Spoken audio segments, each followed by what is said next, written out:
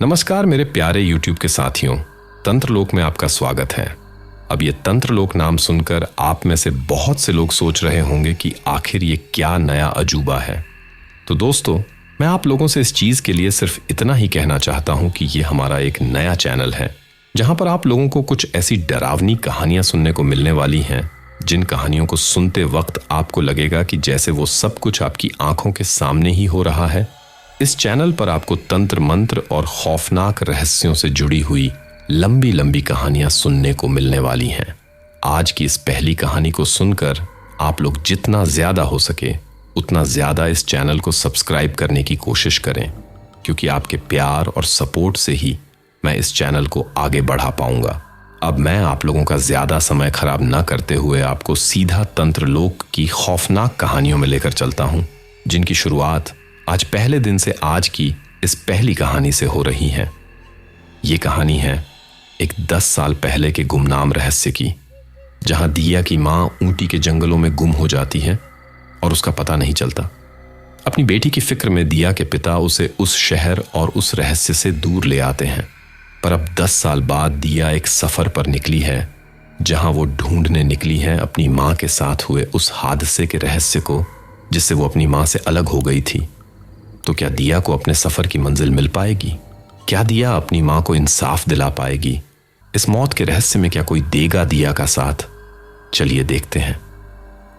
रात के घने अंधेरे में दिया एक जंगल के बीचों बीच खड़ी है। चारों ओर गूंजती भेड़ियों और जंगली जानवरों के रोने की आवाज माहौल को और भी ज्यादा खौफनाक बना रही है। तभी दिया अपने दिमाग पर जोर देते हुए खुद से कहती हैं कि मैं इस जंगल में कैसे पहुंची और मैं यहां क्या कर रही हूं। अभी दिया ये सब सोच ही रही थी कि तभी अचानक से उसके कंधे पर ऊपर से कुछ पानी के जैसा गिरता है। अपने कंधे पर कुछ गीलापन महसूस होने के कारण जब दिया की नजरें खुद के ही कंधे पर पड़ती हैं, तो अपने कंधे पर खून की बूंदें देख दिया के हाथ पैर डर के कारण वहीं जम जाते हैं और माथे पर पसीने की बूंदें छाने लगती हैं। अपने कंधे पर ऊपर से खून टपकता देख दिया जब डरी हुई निगाहों से ऊपर की तरफ देखती है, तो उसे ऊपर पेड़ों पर खून से लथपथ लाशें टंगी हुई दिखाई देती हैं, जिनको देखकर उसकी आंखें हैरानी के कारण चौड़ी हो जाती हैं। तभी उसकी नजर उन लाशों के बीच छिपे एक काले साए पर पड़ती है, जो बेदर्दी से उन लाशों का खून चूसे जा रहा था।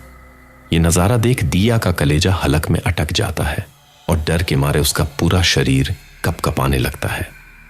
उस साए की निगाह जब दिया पर पड़ती है तो उसकी खून जैसी लाल आंखें चमक उठती हैं और वह गुर्राते हुए दिया की ओर बढ़ने लगता है। उस काले साए को अपनी तरफ बढ़ता देख दिया मन ही मन में सोचते हुए खुद से कहती हैं कि इससे पहले कि ये अजीब जानवर तुझे अपना रात का खाना बना ले, यहां से भाग ले दिया। मन में यही सब सोचते हुए खुद की जान बचाने के लिए दिया जंगल की दूसरी ओर दौड़ पड़ती है। तभी कोई पीछे से दिया को धक्का देता है और उस धक्के के कारण दिया नीचे गिर जाती है। अपने बचाव के लिए दिया जब आसपास अपनी नजरें दौड़ाती हैं तो उसे जमीन पर कुछ पत्थर और लकड़ियां नजर आती हैं। वो चीज देखते ही दिया उनमें से एक लकड़ी उठाकर उस काले साए की ओर फेंकती है, जिसकी वजह से वह साया दर्द के मारे चीख उठता है।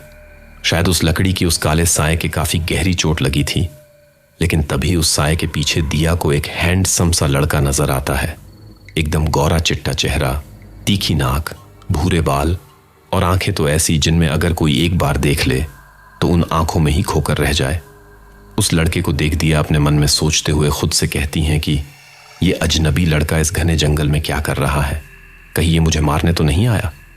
यही सब सोचते हुए दिया हकलाते हुए उस अजनबी लड़के से सवाल करते हुए उससे कहती हैं कि देखो, मुझसे दूर रहो, वरना दिया अपनी बात पूरी कर पाती उससे पहले ही वह अजनबी लड़का गुस्से में दिया पर चीखते हुए उससे कहता है कि चली जाओ यहां से, तुमने यहां आकर बहुत बड़ी गलती की है, चली जाओ यहां से। अब दिया कुछ समझ पाती उससे पहले ही वह काला साया उस पर कूद पड़ता है। दिया खुद को संभाल नहीं पाती और एक तेज चीख के साथ जमीन पर गिर जाती है। वह साया शैतानी मुस्कान के साथ दिया की तरफ देखता है और तभी अचानक से उस साए के मुंह से 2 नुकीले दांत निकलते हैं। पर वह जैसे ही दिया की गर्दन की तरफ उस पर हमला करने के लिए बढ़ने लगता है, तो तभी एक तेज रोशनी दिया के हाथों से निकलती है और उसकी आंखों के आगे अंधेरा छा जाता है। फिर दिया चीखते हुए अपनी आंखें खोलती हैं और घबराकर इधर उधर देखने लगती हैं। जब उसकी आंखें खुलती हैं तो वह टैक्सी में अपनी दोस्त रिया के साथ बैठी हुई हैं। दिया को इस तरह चीखता हुआ और पसीने से लथपथ देखकर रिया और टैक्सी ड्राइवर डरी हुई निगाहों से दिया की ओर देखते हैं। दिया को इस तरह घबराया देखकर टैक्सी ड्राइवर दिया से एक काफी गहरी आवाज में सवाल करते हुए उससे पूछता है कि क्या हुआ मैडम जी, आप इस तरह चीखी क्यों? क्या आपने भी इस जंगल का कोई भूत देख लिया है? मैंने तो पहले ही कहा था कि रात को इन घने जंगलों से नहीं चलते। यहां वो चुड़ैल रहती हैं जो लोगों को मारकर उनका खून पीती है। टैक्सी ड्राइवर की यह बात सुनकर दिया को हंसी आ गई और वह खिलखिलाकर हंसने लगती है और हंसते हुए टैक्सी ड्राइवर से उसका मजाक बनाते हुए कहती हैं कि क्या भैया आप भी? भूत जैसा कुछ नहीं होता। सॉरी, मैंने आप लोगों को डरा दिया। वो मैंने बस एक बहुत अजीब और डरावना सपना देखा था। दिया की यह बात सुनकर रिया डरते हुए घबराई हुई आवाज में अपने सीने पर हाथ रखकर उससे कहती हैं कि पहले ही मैं ठंड और इन ऊंटी के जंगलों की वजह से इतनी डरी हुई थी, और जो थोड़ी बहुत कसर बची थी वो तूने चुड़ैल की तरह चीख कर पूरी कर दी। अच्छे खासे दिल्ली में पड़ रहे थे। पता नहीं क्यों हम इन ऊंटी के जंगलों में शेर का खाना बनने आ गए हैं। रिया की यह बात सुनकर दिया अपने मन में सोचते हुए खुद से कहती हैं कि अब इसे क्या बताऊं कि 10 साल पहले ऊंटी के जंगलों में से मेरी मां गायब हो गई थी और मैं यहां सिर्फ अपनी मां को ढूंढने के लिए आई हूं। जब से मैं 21 साल की हुई हूं तब से ही मुझ में कुछ अजीब सी शक्तियां आ गई हैं जो मेरे काबू के बाहर हैं। मैं लोगों को छूकर उनकी यादें देख सकती हूं और मुझे लगता है इन शक्तियों के बारे में शायद ऊंटी में मुझे कुछ पता चल सकता है। बस इसीलिए मैं दिल्ली से यहां ऊंटी आई हूं। लेकिन अगर मैंने ये बात इस रिया की बच्ची को बता दी तो ये डरपोक सीधा वापस दिल्ली भाग जाएगी। अब दिया को इस तरह अपने ख्यालों में डूबा देखकर रिया ने उसके कंधे को थपथपाया, जिससे दिया की तंद्रा टूट गई। दिया की तंद्रा टूटती देख रिया डरते हुए दिया से बोलती हैं कि मैं तो कह रही हूं अभी भी वक्त है, यहां से भाग चलते हैं। रिया की बातें सुनकर दिया रिया को प्यार से समझाते हुए उससे कहती हैं कि वो सिर्फ कहानी है रिया, यहां जंगल में कोई भी खून पीने वाली चुड़ैल नहीं रहती है। और वैसे भी जब मैं तेरे साथ हूं तो तू इतना डर क्यों रही है? तेरे लिए तो मैं चुड़ैल से भी लड़ जाऊंगी। दिया की ऐसी बात सुनकर रिया की खुशी का कोई ठिकाना नहीं रहता और वह खुशी से दिया को अपनी बाहों में भरते हुए उससे कहती हैं कि क्या सच में तू मेरे लिए चुड़ैल से लड़ने को भी तैयार है? अभी वो दोनों जंगल की चुड़ैल की बात पर चर्चा कर ही रही थी कि तभी उन दोनों की बात को बीच में काटते हुए वो टैक्सी ड्राइवर थोड़ी घबराई हुई आवाज में उनसे कहता है कि मैडम जी, यहां जंगलों में सच में भूत हैं जो बड़ी बेरहमी से लोगों का कत्ल कर रहा है। इसीलिए रात के समय यहां आने से सब डरते हैं। वो जंगल में घूमने वालों को अपना शिकार बनाता है। पहले उनका सिर धड़ से अलग कर देता है और फिर उनका सारा खून पी जाता है। ड्राइवर की यह बात सुनकर दिया मुस्कुराते हुए उसको उसकी बातों का जवाब देते हुए उससे कहती हैं कि इतने घने जंगलों में कई जंगली जानवर होते हैं। ये सब कोई जंगली जानवर कर रहा है और लोगों ने बस इसे भूत का नाम दे दिया है। दिया की यह बात सुनकर ड्राइवर के चेहरे पर डार्क एक्सप्रेशंस आ जाते हैं और वह गंभीर होते हुए दिया को उसकी बातों का जवाब देते हुए उससे कहता है कि हम तो इतना जानते हैं मैडम कि जो भी रात को इस जंगल में जाता है वो किसी को कुछ बताने के लिए जिंदा नहीं बचता। जिस तरह से जंगल में कत्ल हो रहे हैं उनको देखकर किसी को भी ये लगता नहीं है कि वो कत्ल शेर और भेड़ियों के द्वारा हो रहे हैं। आप ही बताइए मैडम जी, भला कौन सा जानवर अपने शिकार का सिर धड़ से अलग कर देता है और फिर उनका पूरा खून पीता है? ड्राइवर को इस तरह गंभीर होते हुए देख दिया मजाकिया ढंग में उनकी बात को नजरअंदाज करते हुए उससे कहती हैं कि आप भी ना भैया, बस लोगों ने डराने के लिए कहानियां बना दी हैं और आप लोगों ने उन्हें मानकर इतना बड़ा चढ़ा दिया है। अभी वो तीनों आपस में जंगल के भूत के बारे में बात कर ही रहे थे कि तभी बात करते हुए दिया की नजर उस चलती हुई टैक्सी में सामने की तरफ पड़ती है। पेड़ों के पीछे अंधेरे में दिया को वहीं अपने सपने वाला लड़का नजर आता है जिसे दिया ने अभी अपने सपने में देखा था। उस लड़के की नजरें बस दिया पर एकातक टिकी हुई थी। सपने वाले लड़के को जंगल में देख दिया बहुत हैरान हो जाती हैं और हैरानी के कारण उसकी आंखें चौड़ी हो जाती हैं। तभी वह मन ही मन में सोचते हुए बोली, ये लड़का यहां भी? लेकिन ये तो मेरे सपने में था। मुझे ऐसा क्यों लग रहा है कि जैसे हर पल इस लड़के की निगाहें मेरा पीछा कर रही हैं। फिर कुछ ही देर में टैक्सी दिया के घर के बाहर रुकती है। दिया ड्राइवर को पैसे देती है और अंदर की तरफ चल देती है। दिया अपने लिविंग रूम में पहुंचकर चारों ओर नजर दौड़ाती है। सालों बाद भी अपने घर को पहले जैसा ही देखकर दिया के चेहरे पर हल्की मुस्कान आ जाती है। वही दिया का घर देखकर रिया बहुत हैरान थी। उसने हैरानी से दिया से बोला, ओह माय गॉड दिया, तेरा घर कितना सुंदर है। यहां से बाहर का व्यू तो देख कितना सुंदर है। फिर वो कुछ सोचने लगी और सोचते हुए बोली, लेकिन दिया, यहां सिर्फ 2-3 घर ही क्यों नजर आ रहे हैं। अब रिया के ऐसा पूछने पर दिया मुस्कुराते हुए रिया से बोली कि मेरी मां को शांति पसंद थी, इसलिए उन्होंने यहां शहर से दूर ये घर बनवाया था। मेरे माँ पापा ने बहुत अरमानों से ये घर बनवाया था। ये उनका ड्रीम हाउस था। दिया की बातें सुनकर रिया बहुत उत्साहित और रोमांटिक होते हुए उससे कहती हैं कि हाय अंकल आंटी कितने रोमांटिक थे। दुनिया से दूर पहाड़ियों के बीच प्यार भरा आशियाना। बस अब कोई हॉट पहाड़ी लड़का देखकर मैं भी यही बसने वाली हूं। अभी दिया मुस्कुराते हुए सभी चीजों की ओर देख ही रही हैं कि तभी उसकी नजर सामने वाले घर की खिड़की पर खड़े एक हैंडसम लड़के पर पड़ती है, जो उसी की ओर देख रहा था। उस लड़के को अपनी तरफ घूरता हुआ पाकर दिया मन ही मन में सोचते हुए खुद से कहती हैं कि ये तो वही लड़का है जिसे मैंने सपने में देखा था। फिर वो घबराते हुए सोचने लगी और मन ही मन में सोचते हुए खुद से कहती हैं कि लेकिन ऐसा कैसे हो सकता। उसी वक्त रिया की नजर भी खिड़की पर खड़े उस लड़के पर पड़ती है, पर उसकी नजर पड़ते ही वो लड़का वहां से चला जाता है। खिड़की पर हैंडसम लड़के को खड़े देख रिया बहुत खुश और उत्साहित होते हुए मन ही मन में सोचते हुए खुद से कहती हैं कि लगता है मुझे वो लड़का भी मिल गया है जिसके साथ मैं यहां बसने वाली हूं। फिर वह खुश होते हुए दिया की तरफ पलटकर उससे कहती हैं कि हाय कितना होठ था यार ये लड़का, बिल्कुल मॉडल जैसा। रिया की ये रोमांटिक बातें सुनकर दिया किसी सोच में खो जाती हैं। इस तरह उसे सोच में खोया देखकर रिया ने दिया का कंधा थपथपाया और दिया से उसकी परेशानी का कारण पूछने लगी। तभी दिया परेशान होते हुए रिया से बोली, रिया मुझे लगता है मैंने इस लड़के को अभी थोड़ी देर पहले सपने में देखा था। बहुत अजीब बात है, ये लड़का फिर से यहां कैसे दिख रहा है। अब दिया की यह बात सुनकर रिया खिलखिलाकर जोर से हंसने लगी और मजाक में दिया की बातें टालते हुए उससे कहती हैं कि तू क्या आज रात के बाद मैं भी सपनों में इसी लड़के को देखूंगी। चल अब मैं सोने जा रही हूं, बहुत थक गई हूं। रिया की बातें सुनकर दिया बुरी तरह से चिढ़ गई और बड़बड़ाते हुए बोली, इस ठरखन को कुछ भी बताना ही गलत है। इसे सिर्फ एक ही चीज समझ आती है, हॉट लड़के। इसी तरह बड़बड़ाते हुए दिया और रिया सोने के लिए अपने अपने कमरे की ओर चल देती हैं। अगले दिन दिया और रिया ऊटी के मार्केट में घूम रही थी। तभी दिया की नजर एक जानी पहचानी दुकान पर पड़ती है और उसके कदम वहीं ठहर जाते हैं। मार्केट में घूमते हुए रिया बहुत खुश है।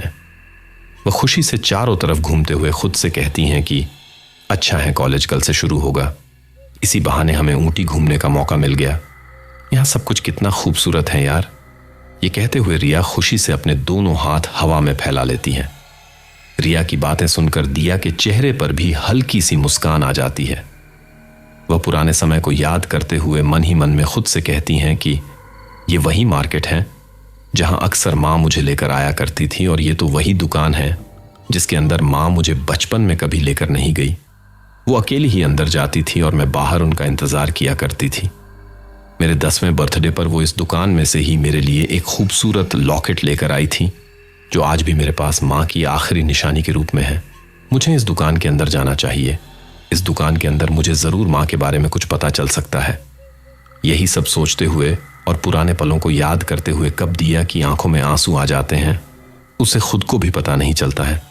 लेकिन वह अपनी आंखों में आई नमी को छिपा हल्की मुस्कान के साथ बातें बनाते हुए रिया से कहती हैं कि रिया, तुझे ज्वेलरी बहुत पसंद है ना, यहाँ शायद हमें कुछ अच्छा मिल सकता है, चल अंदर चलते हैं। ये कहते हुए दिया रिया की बात सुने बिना ही उसका हाथ पकड़कर उसे उस दुकान के अंदर ले आती है। दिया और रिया दोनों दुकान के अंदर पहुंचती हैं। उन दोनों को उस दुकान को देखकर ऐसा लग रहा था मानो वे दोनों किसी प्राचीन जमाने में आ गई हों। उस दुकान के चारों तरफ काफी पुराने ताबीज लटके हुए थे। जगह जगह अलग अलग रंगों की बोतलें सजी हुई थीं। वे दोनों हैरानी से अपने चारों ओर देख रही थीं। तभी दिया की नजर ऊंटी का रहस्य नामक किताब पर पड़ती है। उस किताब से दिया की नजर हट ही नहीं रही है। कुछ सोचते हुए दिया अपने मन में खुद से कहती हैं कि यह किताब काफी दिलचस्प लग रही है, मुझे इसे रख लेना चाहिए। यही सब सोचते हुए दिया वो किताब अपने बैग में रख लेती है। तभी पीछे से उन्हें किसी लड़की की अनजानी आवाज अपने कानों में सुनाई देती है। तुम दोनों यहां अंदर कैसे आई? वो आवाज सुनकर दिया और रिया दोनों पीछे मुड़कर देखती हैं तो उसके सामने एक लड़की खड़ी थी जो बड़ी ही हैरानी से उन दोनों को देख रही थी। पीछे से हैरानी भरी आवाज सुनकर दिया सकपका जाती है और वह सकपकाते हुए उस अनजान लड़की से अपनी बात रखते हुए कहती हैं कि सॉरी, वो दरवाजा खुला हुआ था तो हम लोग अंदर आ गए। पर दिया के ऐसा कहने के बावजूद भी वह लड़की हैरानी से एकटक उन दोनों की तरफ ही देख रही थी, जैसे उसे उनकी बात पर यकीन ही ना हो। वह हैरानी और असामंजस्य से उन दोनों की तरफ देखते हुए खुद से कहती हैं कि लेकिन ऐसा कैसे हो सकता है? तभी रिया तुरंत हैरानी से उस लड़की से सवाल करते हुए कहती हैं कि क्या कैसे हो सकता है? फिर तुरंत खुद की गलती का एहसास होते ही सफाई देते हुए सामने खड़ी शख्स से वो कहती हैं कि हमारा यकीन करिए, हम चोर नहीं हैं, हम तो बस यहां लॉकेट ढूंढने आए थे। रिया को इतना नर्वस होता देखकर वो लड़की माहौल को नॉर्मल करने की कोशिश करते हुए उनसे कहती हैं कि अरे नहीं, मेरा वो मतलब नहीं था। दरअसल मेरा नाम तान्या है और मैं इस दुकान की मालकिन हूं। फिर तुरंत रिया से उस लॉकेट के बारे में सवाल करते हुए उनसे पूछा कि वैसे तुम किस लॉकेट की बात कर रही हो? तभी दिया अपने गले में पहना हुआ लॉकेट तान्या को दिखाती है। वो लॉकेट देखकर तान्या के चेहरे का रंग उड़ जाता है। तान्या के चेहरे का रंग उड़ता देख दिया तान्या को सवाल भरी निगाहों से देखते हुए उससे कहती हैं कि क्या आप इस लॉकेट को पहचानती हैं? पर तान्या को कोई भी जवाब ना देता हुआ देखकर दिया फिर से अपने सवाल पर जोर देते हुए तान्या से कहती हैं कि सालों पहले यह लॉकेट आपकी दुकान से खरीदा गया था, क्या आप इसे पहचानती हैं? उसको फिर से सवाल पूछते देख तान्या सकपका जाती है और फिर जल्दी से खुद को संभाल उसके सवालों का शांति से जवाब देते हुए उससे कहती हैं कि यह लॉकेट बहुत ही खास है, इसे मेरी मां ने ऑर्डर पर बनाया था। फिर तान्या दिया की तरफ सवाल भरी निगाहों से देखते हुए उससे कहती हैं कि लेकिन तुम्हें यह लॉकेट कहां से मिला? तान्या का सवाल सुन दिया शांति से उसके सवाल का जवाब देते हुए उससे कहती हैं कि यह लॉकेट आपकी दुकान से मेरी मां ने खरीदा था, वो अक्सर आपकी दुकान पर आया करती थी। दिया की मां का जिक्र सुनकर तान्या के चेहरे का रंग उड़ जाता है और वह कुछ सोचते हुए दिया की तरफ देखने लगती है। उसको इस तरह से घूरता हुआ पाकर दिया और रिया तान्या को अजीब सी निगाहों से देखने लगती है। तान्या खुद को अजीब निगाहों से घूरता पाकर बात को संभालते हुए उनसे, पर यह लॉकेट अब यहां नहीं मिलता है और हमारी दुकान भी इस वक्त बंद है, तो आप दोनों अब यहां से जा सकती हैं। यह कहकर तान्या उन्हें बाहर जाने का इशारा करती है। तान्या की बात पर दिया उससे कुछ सवाल करने ही वाली होती है कि तान्या उसकी बात सुने बिना ही दोनों को बाहर जाने का इशारा करती है। उसको ऐसे बेरुखी से बात करते देख दिया और रिया को भी गुस्सा आ जाता है और फिर वे दोनों तान्या से कुछ बिना कहे ही बाहर की ओर चल देती हैं।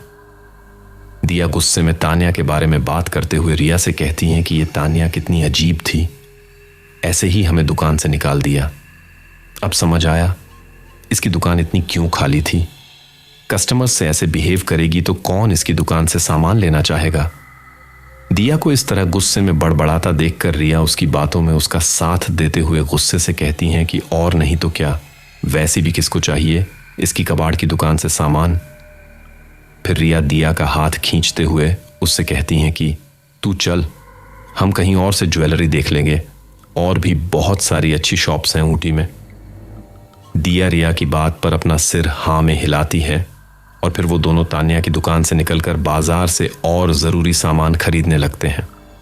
वो दोनों बाजार में घूम ही रही होती हैं कि तभी रिया की नजर दिया के हाथ पर पड़ती है और वह शोक्ड एक्सप्रेशंस के साथ दिया का हाथ खींच उसके हाथ की तरफ इशारा करते हुए उससे कहती हैं कि दिया, तेरा बैग कहाँ गया? रिया की बात सुन जब दिया की नजर अपने हाथ पर पड़ती है तो वह अपना सिर पीट लेती है। दिया रिया के सवाल पर अंदाजा लगाते हुए उससे कहती हैं कि लगता है मैं अपना बैग वहीं तान्या की दुकान में ही भूल आई हूं, तू यही रुक, मैं अभी फटाफट अपना बैग वापस लेकर आती हूं। ये कहते हुए दिया तेज कदमों से तान्या की दुकान की तरफ चल देती है। वो उसकी दुकान के पास पहुंचती ही है कि तभी दिया को दुकान के पीछे तान्या उसी लड़के के साथ नजर आती है जिसे कल रात दिया ने अपने सामने वाले घर में देखा था। फिर दिया दुकान के सामने खड़ी होकर राहत भरी सांस लेते हुए खुद से कहती हैं कि वो रही तान्या, और ये तो वही हमारे घर के सामने वाला लड़का है, लेकिन ये यहां क्या कर रहा है और ये दोनों क्या बातें कर रहे हैं? मुझे इन दोनों की बातें सुननी चाहिए। ये सोचते हुए दिया धीमे कदमों से तान्या और उस लड़के के करीब बढ़ती हैं और उनकी बात सुनने के लिए पास ही पेड़ के पीछे छिप जाती है। तान्या घबराई हुई आवाज में उस अजनबी लड़के से, मेरा यकीन करो, उसकी बेटी वापस आ चुकी है। मैंने वही लॉकेट देखा है। तुम जानते हो ना तुम्हें अब क्या करना है? तुम्हें अपना वादा पूरा करना होगा आरव।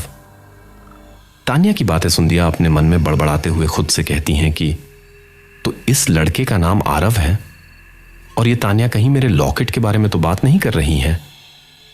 दिया ये बातें अपने मन में सोच ही रही थी कि तभी अचानक आरव तान्या को चुप कराते हुए उससे कहता है कि तान्या, कोई हमारी बातें सुन रहा है।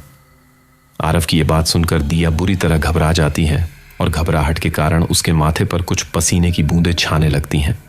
वह घबराकर मन ही मन में बड़बड़ाते हुए खुद से कहती हैं कि हे भगवान, इस आरव को कैसे पता चला कि मैं इनकी बातें सुन रही हूं? बेटा दिया, इससे पहले कि ये लोग तुझे देखे यहां से भाग ले। यही सब सोचते हुए दिया वापस जाने के लिए तेजी से मुड़ ही रही होती हैं कि तभी कोई पीछे से उसका हाथ पकड़ लेता है। अब इस तरह पकड़े जाने पर दिया बुरी तरह से डर जाती है। डर के कारण उसका पूरा शरीर कपकपा रहा है।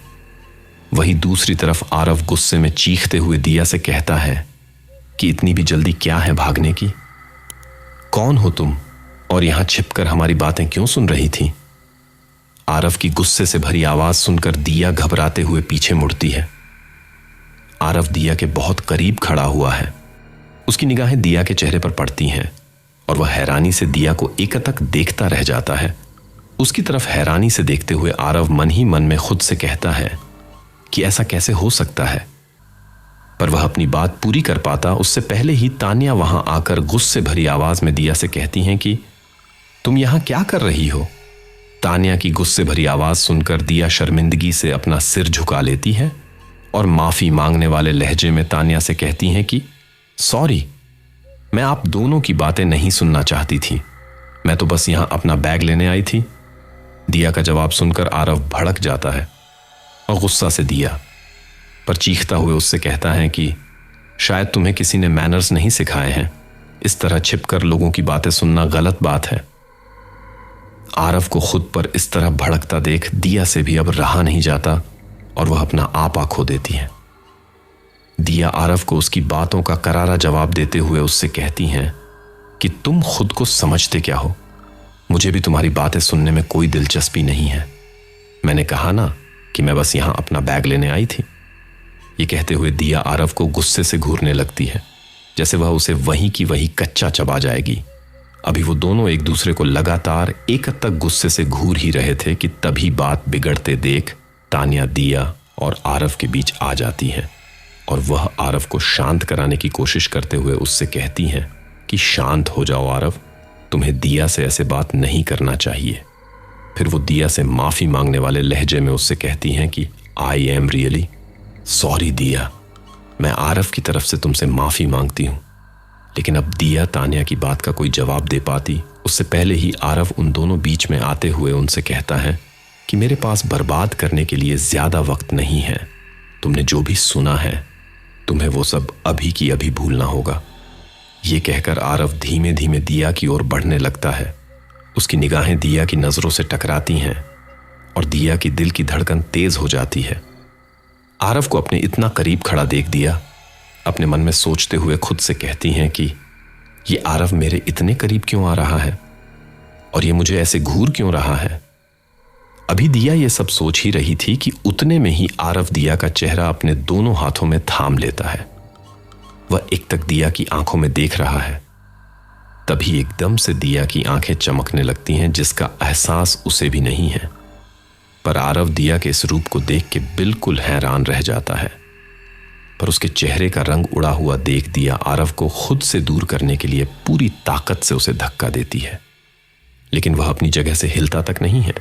ये देख दिया उसके पैर पर अपनी सैंडल रख देती है, लेकिन आरव को मानो दर्द का एहसास ही ना हो रहा हो।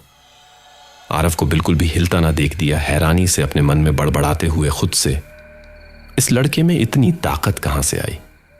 इस पर तो किसी भी चीज का कोई असर ही नहीं हो रहा है। दिया को बड़बड़ाते हुए देखकर आरव बिल्कुल हैरान रह जाता है। वह एक तक हैरानी से दिया के चेहरे को निहारते हुए खुद से, तुम्हें सब याद है? तुम कुछ भूल क्यों नहीं रही हो? आरव हैरान निगाहों से दिया की ओर देख रहा है। वह किसी गहरी सोच में खोया हुआ है। आरव को खुद से ऐसे बड़बड़ाते हुए देखकर तानिया दिया से कहती हैं कि I am again really sorry दिया। एक्चुअली आरव थोड़ा गुस्सैल है।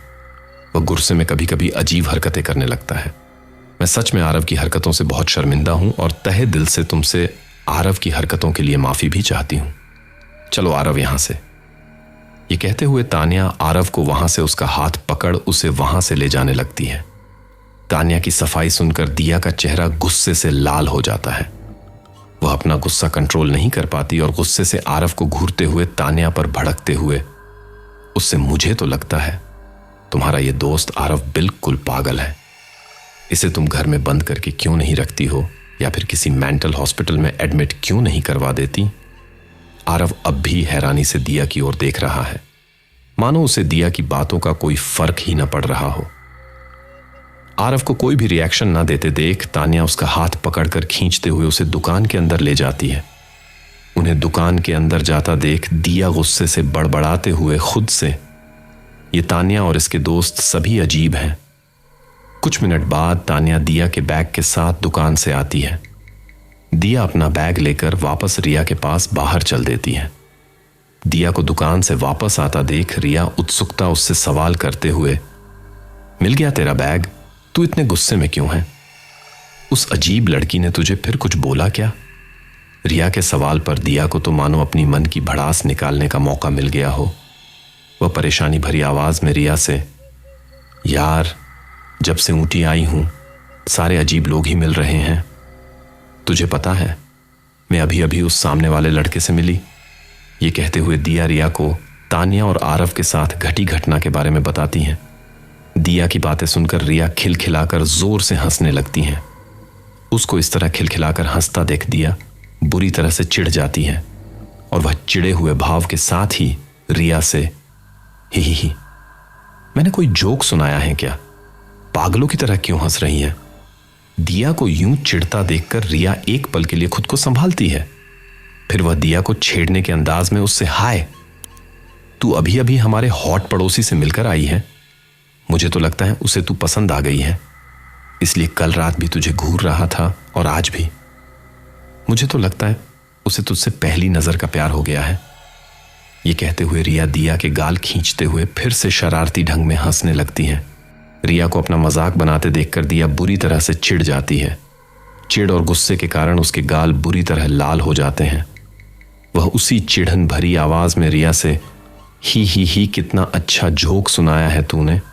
जिस तरह से उसने मुझसे बात की उससे तो लगता है उसे मुझसे पहली नजर का प्यार तो नहीं, लेकिन पहली नजर की दुश्मनी जरूर हो गई है।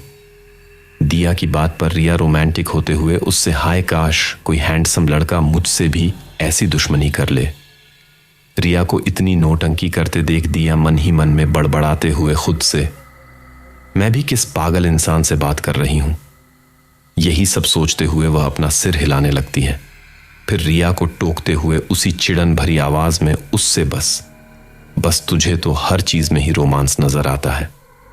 अब अगर तेरी शॉपिंग पूरी हो गई हो तो चले। याद है ना रात को यहां टैक्सी नहीं मिलती। दिया की बात सुनकर रिया हाँ में अपना सिर हिलाती है और फिर वे दोनों टैक्सी लेकर अपने घर की तरफ चल देती हैं। कुछ घंटों बाद रात के करीब 12 बज रहे हैं, लेकिन नींद तो मानो दिया की आंखों से कोसों दूर है। उसके दिमाग में आज की बीती हुई घटनाएं घूम रही हैं। उसी वक्त उसे तानिया के दुकान से लाई किताब का ध्यान आता है।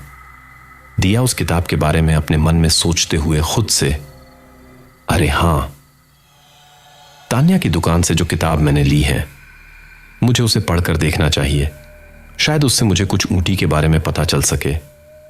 यही सब सोचते हुए दिया ऊंटी का रहस्य नामक किताब खोलती है और उसे पढ़ना शुरू करती है। दिया किताब को पढ़ते हुए इस किताब के हिसाब से ऊढ़ी के जंगलों में सालों पहले से वैम्पायर का वास है। वो इंसानों के बीच छिप कर रहते हैं और रात के अंधेरों में इंसानों को अपना शिकार बनाते हैं। चांदी के खंजर से वैम्पायर को मार सकते हैं। दुनिया का सबसे पहला वैम्पायर ऊंटी के जंगलों में किसी श्राप से बना था। सदियों से उसे किसी की तलाश है। दिया उस अधूरी किताब की तरफ देखते हुए मन ही मन में खुद से बड़ी अजीब किताब है, पूरी भी नहीं लिखी किसी ने। आखिर ऊंटी के वैम्पायर को किसकी तलाश है? शायद मुझे कभी पता नहीं चलेगा। यही सब सोचते हुए दिया किताब को वापस अपने बैग में रख देती है और फिर एक गहरी लंबी सांस लेती है। उसी वक्त दिया की नजर खिड़की से बाहर जंगलों पर पड़ती है और तभी दिया को एक लड़की दौड़ते हुए जंगल से बाहर निकलती दिखाई देती है। वह लड़की बुरी तरह से डरी हुई है। दिया खिड़की से उस लड़की को देखते हुए मन ही मन में बड़बड़ाते हुए खुद से, यह लड़की इस समय जंगल में क्या कर रही है? ये तो किसी डरी हुई भी लग रही है। कहीं ये किसी मुसीबत में तो नहीं है? क्या मुझे उसके पास जाकर उससे उसकी परेशानी पूछनी चाहिए? फिर खुद ही अपने सिर को ना में हिलाते हुए खुद से, नहीं, मेरा इस तरह उसके पास जाना ठीक नहीं रहेगा। एक काम करती हूं, कुछ देर रुककर देखती हूं कि आखिर ये लड़की कहां जा रही है, और फिर अगर इसे मदद की जरूरत होगी तो मैं इसकी हेल्प के लिए नीचे चल जाऊंगी। दिया अपने मन में ये सब सोच ही रही होती हैं कि तभी अचानक जंगल से दो हाथ निकलते हैं और उस लड़की को वापस अंदर जंगल में खींच लेते हैं। लड़की की चीख पूरे जंगल में गूंज उठती है। दिया ये नजारा देखकर बुरी तरह घबरा जाती है। दिया घबराते हुए अपने मन में, हे भगवान, इससे पहले कि देर हो जाए मुझे जाकर उस लड़की की मदद करनी चाहिए, पर ऐसे बिना हथियार के जाना ठीक नहीं रहेगा। वहां कोई भी खतरा हो सकता है। मुझे अपनी सुरक्षा के लिए कुछ तो ले लेना चाहिए। दिया ये सब सोच ही रही थी कि वो अपने बचाव के लिए कतिया लेकर जाए कि तभी उसकी नजर टेबल पर रखे चाकू पर पड़ती है और कुछ सोचते हुए वह वो चाकू उठाकर अपनी जेब में रख लेती है। कुछ ही देर में दिया अपने घर के बाहर जंगलों के पास खड़ी है, जहां कुछ देर पहले उसने उस लड़की को खड़े देखा था। दिया अपने फोन का फ्लैश जलाकर इधर उधर देखती है, पर उसे वो लड़की कहीं नहीं दिखती। घबराहट और डर के कारण दिया के माथे पर पसीना आने लगता है और हाथ पैर ठंडे पड़ने लगते हैं। दिया घबराते हुए अपने मन में खुद से, अभी कुछ देर पहले तो वो लड़की यहीं थी, इतनी जल्दी कहां गायब हो गई? हे भगवान, कहीं उस लड़की को कुछ हो ना गया हो। वो जरूर यहीं कहीं होगी। मुझे जंगल के थोड़ा अंदर जाकर देखना चाहिए। बिना सोचे समझे दिया जंगल के अंदर की ओर चल देती है। तभी फ्लैश की रोशनी में दिया को वही लड़की नजर आती है जिसने उसे अभी थोड़ी देर पहले अपने घर की खिड़की से देखा था। उस लड़की की आंखें बंद हैं। उसके करीब एक काला साया खड़ा हुआ है जिसकी पीठ दिया की ओर है। उस साये के मुंह से दो नुकीले दांत निकल हुए हैं और उसके मुंह में खून लगा हुआ है जो उसके होठों से होते हुए जमीन पर गिर रहा है। पूरा मंजर देखने में बहुत खतरनाक लग रहा है। दिया वो नजारा देखकर बिल्कुल हक्की बक्की रह जाती है। इस वक्त उसका दिमाग बिल्कुल काम नहीं कर रहा है। वह डरते हुए अपने मन में खुद से, ये मैं सपना देख रही हूं या सच में मेरे सामने ये डरावना साया उस लड़की का खून पी रहा है? दिया डर के कारण कसकर अपना मुंह अपने दोनों हाथों से कसकर बंद कर लेती है ताकि उसके मुंह से कोई चीख न निकले। दिया डरते हुए अपने मन में खुद से, बेटा दिया, कहीं ये चीखना चिल्लाना तुझ पर ही भारी न पड़ जाए। अच्छा होगा तू चुपचाप यहां से निकल जाए और उस लड़की को बचाने के लिए किसी को अपनी मदद के लिए लेकर आए, नहीं तो ये जानवर तुझे भी अपना खाना बना लेगा। यही सब सोचते हुए दिया एक आखिरी नजर उस साए पर डालती है और तेजी से जंगल की दूसरी ओर दौड़ पड़ती है। वो जंगल से बाहर निकल पाती उससे पहले ही अचानक वह साया गुर्राते हुए दिया के सामने आ जाता है। उस साए को अचानक अपने सामने देखकर दिया बुरी तरह से घबरा जाती है। वो साया घूरते हुए दिया को ही घूर रहा है। उस साए को अपने सामने देख दिया घबराते हुए अपने मन में खुद से, हे भगवान, अब मैं क्या करूं? ये अजीब साया तो मुझे मार ही डालेगा। दिया यह सोच ही रही थी कि वो खुद को इस साए से कैसे बचाए कि तभी उसको अपने जेब में रखे चाकू का ख्याल आता है। चाकू का ध्यान आते ही दिया के चेहरे पर एक पल के लिए हल्की मुस्कान छा जाती है।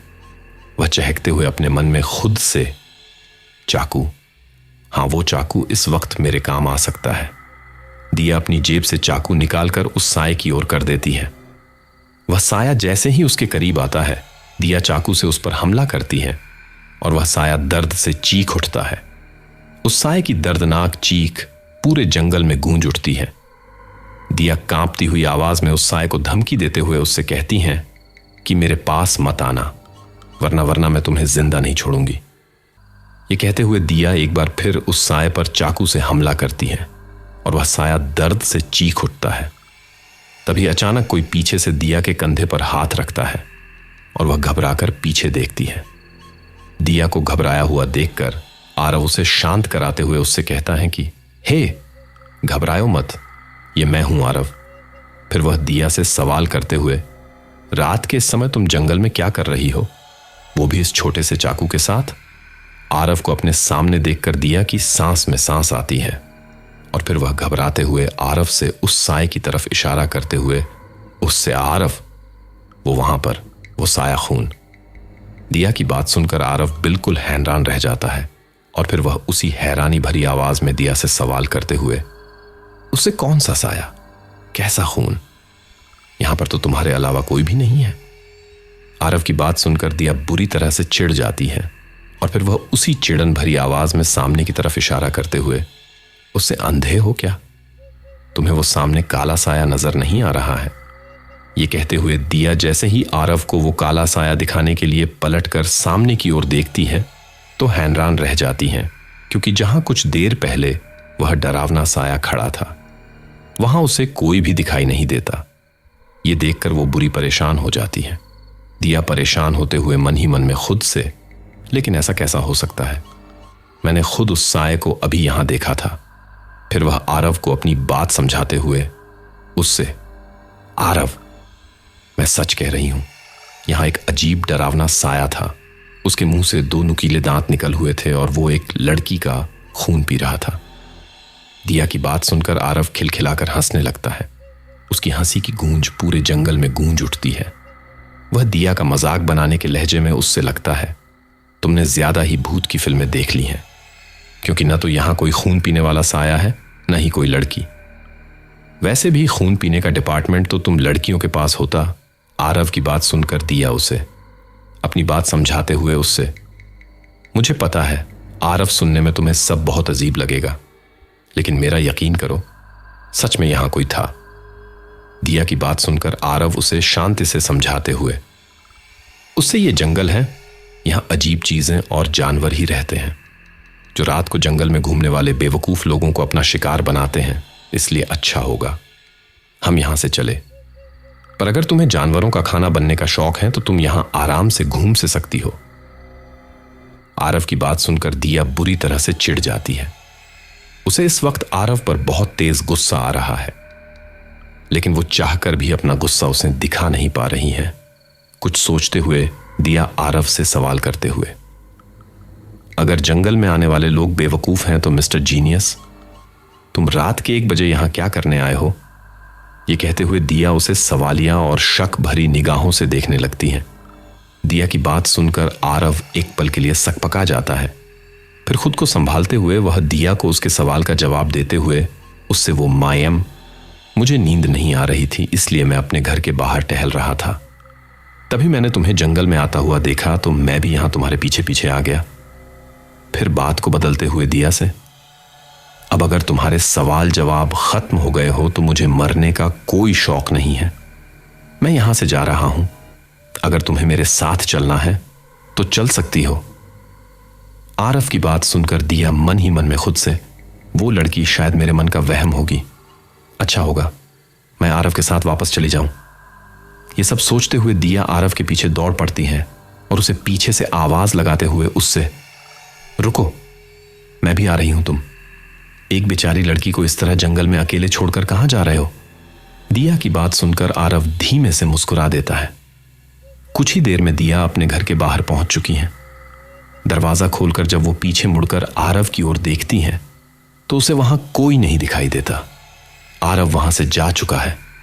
आरव को अपने सामने न देखकर दिया चौंक जाती है और चौंकते हुए अपने मन में बड़बड़ाने खुद से, ये लड़का है या उसैन बोल्ट? अभी तो यही था, इतनी जल्दी गायब भी हो गया। दिया एक आखिरी बार बाहर की ओर देखती है और फिर अपने कमरे की ओर चल देती हैं। अगले दिन दिया और रिया अपने कॉलेज में पहुंचती हैं। कॉलेज के बाहर कुछ लड़के और लड़की खड़े होकर बात कर रहे हैं, दूसरी ओर कुछ लड़के फुटबॉल खेल रहे हैं। कॉलेज के चारों तरफ का खुशमिजाज नजारा देखकर रिया चहचहाते हुए अपने मन में खुद से, यार यहां तो चारों तरफ हरियाली ही हरियाली है। मेरा तो मिशन बॉयफ्रेंड अभी से स्टार्ट हो गया है। यही सब सोचते हुए रिया एक शरारती मुस्कान के साथ अपने चारों तरफ का नजारा देखने लगती है। अपनी एक्साइटमेंट में उसे ध्यान ही नहीं रहता कि उसने अपनी बात थोड़ी तेज आवाज में कह दी थी। रिया की बात सुनकर दिया शरारती ढंग से मुस्कुराते हुए उसे छेड़ने के अंदाज में, उससे मुझे तो लगा था कि तू यहां पढ़ाई करने आई है, लेकिन मैडम मुझे तो तेरे विचार और मिजाज कुछ और ही लग रहे हैं। दिया और रिया हंसते हुए एक दूसरे से बात कर रही हैं। तभी अचानक सामने से दिया को एक बॉल तेजी से अपनी तरफ आती दिखाई देती है। बॉल दिया को छू पाती उससे पहले ही दिया दूसरी ओर हट जाती है। बॉल दिया के बिल्कुल पास से होती हुई गुजर जाती है। यह नजारा देखकर रिया बुरी तरह घबरा जाती है। वह फिक्र भरी आवाज में दिया से, ओह गॉड, दिया तू ठीक तो है ना? तुझे कहीं चोट तो नहीं लगी ना? दिया रिया को उसके सवालों का कुछ जवाब दे पाती उससे पहले ही एक हैंडसम लड़का दौड़ते हुए उनके पास आता है। वह माफी भरी लहजे में दिया की फिक्र करते हुए उससे, आई एम रियली सॉरी। अब ठीक तो है ना? ये कहते हुए उस लड़के चेहरे पर चिंता और फिक्र के भाव साफ साफ नजर आ रहे हैं। दिया और रिया में से किसी को कोई भी जवाब न देता देखकर वह लड़का खुद को इंट्रोड्यूस करते हुए उनसे, मेरा नाम नकुल है और मैं फुटबॉल टीम का कप्तान हूं। हम लोग मैच की प्रैक्टिस कर रहे थे कि तभी अचानक बॉल यहां आ गई। आपको कोई चोट तो नहीं लगी ना? मैं सच में अपनी टीम की तरफ से आपसे तहे दिल से माफी चाहता हूं। Again I am really sorry. उस लड़के को इतना ज्यादा परेशान होता देखकर दिया उसे शांति से जवाब देते हुए, जी नहीं, मुझे कोई चोट नहीं लगी है, मैं बिल्कुल ठीक हूं, चिंता करने के शुक्रिया। दिया का जवाब सुनकर नकुल की सांस में सांस आती है। वह एक तक दिया के चेहरे को निहार रहा है। उसे देखकर ऐसा लग रहा है मानो जैसे उसकी दिया के चेहरे से हट ही नहीं रही हो। वह दिया से फ्लर्ट करने की कोशिश करते हुए उससे, बैंक गॉड तुम्हें कुछ नहीं हुआ, वरना मेरी वजह से इतनी खूबसूरत लड़की को चोट आए, यह ख्याल मेरे मन में आते ही मुझे चैन से नहीं बैठने देता। नकुल की बात सुनकर दिया धीमे से मुस्कुरा देती है। वहीं दूसरी तरफ रिया उस लड़के को बिना पलक झपकाए एक तक उसे देखे जा रही हैं। भूरे बाल, चौड़ी छाती, सांवले चेहरे पर हल्की फ्रेंच दाढ़ी, 5 फुट 6 इंच की हाइट, तीखी नाक और नशीली आंखें। ऐसा हो रहा कि कोई अगर एक बार देख ले तो अपनी नजर उस लड़के से एक बार में हटा ही ना पाए। ये बस एक तक उस लड़के चेहरे को ताड़ रही हैं। रिया उस लड़के को ताड़ते हुए धीमे से दिया के कान में, यार चैन से तो अब मैं नहीं बैठ पाऊंगी इसका हैंडसम चेहरा देखकर। रिया की बात सुन दिया एक नजर उसे घूर कर देखती है। उन दोनों को फुसफुसाकर बात करता देखकर नकुल उन दोनों के बीच में आते हुए उनसे, वैसे मैंने आप लोगों को पहले कभी इस कॉलेज में देखा नहीं, लगता है आप लोग न्यू हो। नकुल का सवाल सुनकर उन दोनों का ध्यान फिर से नकुल की बातों पर आ जाता है। दिया नकुल के सवालों का कोई जवाब दे पाती उससे पहले रिया नकुल के सवालों का तुरंत जवाब देते हुए उससे, हाँ जी, आज हमारा पहला दिन है, मेरा नाम रिया है और ये दिया है, हम लोग दिल्ली से 2 दिन पहले ही यहां शिफ्ट हुए हैं। रिया के जवाबों को सुनकर दिया एक पल के लिए बिल्कुल हैरान रह जाती है। वह एक तक हैरानी से रिया में चेहरे को देख रही है, वहीं दूसरी तरफ रिया का पूरा ध्यान कहीं और है। वह बस मुस्कुराते हुए एक तक नकुल के चेहरे को निहार रही है। वहीं रिया की नजरों से बेखबर नकुल की निगाहें सिर्फ दिया के चेहरे पर थमी हुई हैं। रिया को यूं एकटक नकुल के चेहरे को ताड़ता देखकर दिया धीमे से उसके कान में हल्के से गुस्से के साथ फुसफुसाते हुए उससे, जब तूने हम दोनों के बारे में उसे इतना कुछ बता दिया है तो रहने के एड्रेस के साथ आधार नंबर और बैंक डिटेल भी बता ही दे अपनी। ये कहते हुए दिया रिया को गुस्से के साथ घूरने लगती है। दिया को यूं खुद को गुस्से से घूरता पाकर रिया एक पल के लिए सक पका जाती है। वहीं दूसरी तरफ दिया की बात मानो नकुल ने सुन ली हो। उसे दिया की इस हरकत पर हंसी आ जाती है और वह धीमे से अपना सर नीचे झुकाए मुस्कुराने लगता है। नकुल मुस्कुराते हुए उन दोनों को ध्यान अपनी तरफ खींचते हुए उनसे, तुम दोनों ऊंटी में नहीं हो, फिर तो तुम दोनों ने ऊंटी भी नहीं घुमा होगा। फिर तो अगर तुम दोनों को कोई प्रॉब्लम ना हो तो क्या मैं तुम दोनों को ऊंटी घुमा सकता? यह कहते हुए वह दिया की तरफ मुड़ता है और उम्मीद भरी निगाहों से उसकी तरफ देखते हुए उससे, अगर दिया सिर्फ तुम चाहो तो कोई जबरदस्ती नहीं है। नकुल की बात सुनकर दिया एक पल को सकपका जाती, फिर खुद को संभाल कर इनकार करते हुए नकुल से, हमें कहीं नहीं जाना है, वैसे भी कॉलेज के पहले दिन ही मैं क्लास बंक नहीं करना चाहती हूं। दिया ये सब सीधे तरीके और रूखे भरे लहजे में कहती। दिया का जवाब सुनकर नकुल के चेहरे पर उदासी छा जाती है, मानो उसे इस जवाब की उम्मीद नहीं थी। फिर वह अपनी कही बात को संभालते हुए दिया से, मैं तो बस तुमसे माफी मांगना चाहता था, तुम यहां नहीं हो तो इसलिए मैंने सोचा कि तुम्हें आसपास की जगह दिखा दूं, इसके अलावा मेरा कोई और इरादा नहीं था। नकुल के जवाब पर दिया शर्मिंदगी से अपनी नजरें नीचे झुका लेती हैं। उसे एहसास होता है कि उसे नकुल से इस तरह बेरुखी से बात नहीं करनी चाहिए थी। माहौल को टेंस्ड होता देख रिया उन दोनों के बीच में आते हुए माहौल को फिर से रिलैक्स्ड बनाने की कोशिश करते हुए नकुल की तरफ मुड़कर उत्सुकता भरी आवाज में उससे, वैसे मुझे कहीं भी जाने के लिए देर नहीं हो रही है, आप कहोगे तो मैं क्लास बंक भी कर लूंगी। रिया की आवाज सुनकर उन दोनों का ध्यान फिर से उस पर आ जाता है। नकुल मुस्कुराकर उसकी बात को टालते हुए उससे, अरे नहीं, तुम्हें मेरी वजह से क्लास बंक करने की कोई जरूरत नहीं है, आज मेरा भी एक जरूरी मैच है, अगर तुम दोनों कल फ्री हो तो हम लोग कल कॉलेज के बाद बाहर घूमने चल सकते हैं। ये कहते हुए नकुल फिर से दिया की तरफ सवाल भरी निगाहों से देखने लगता है। उसी वक्त दिया नकुल की सवाल भरी निगाहों को पहचान कर मुस्कुराते हुए उससे, ठीक है तो फिर हम कल कॉलेज के बाद मिलते हैं। दिया का जवाब सुनकर नकुल का चेहरा खुशी से खिल उठता है।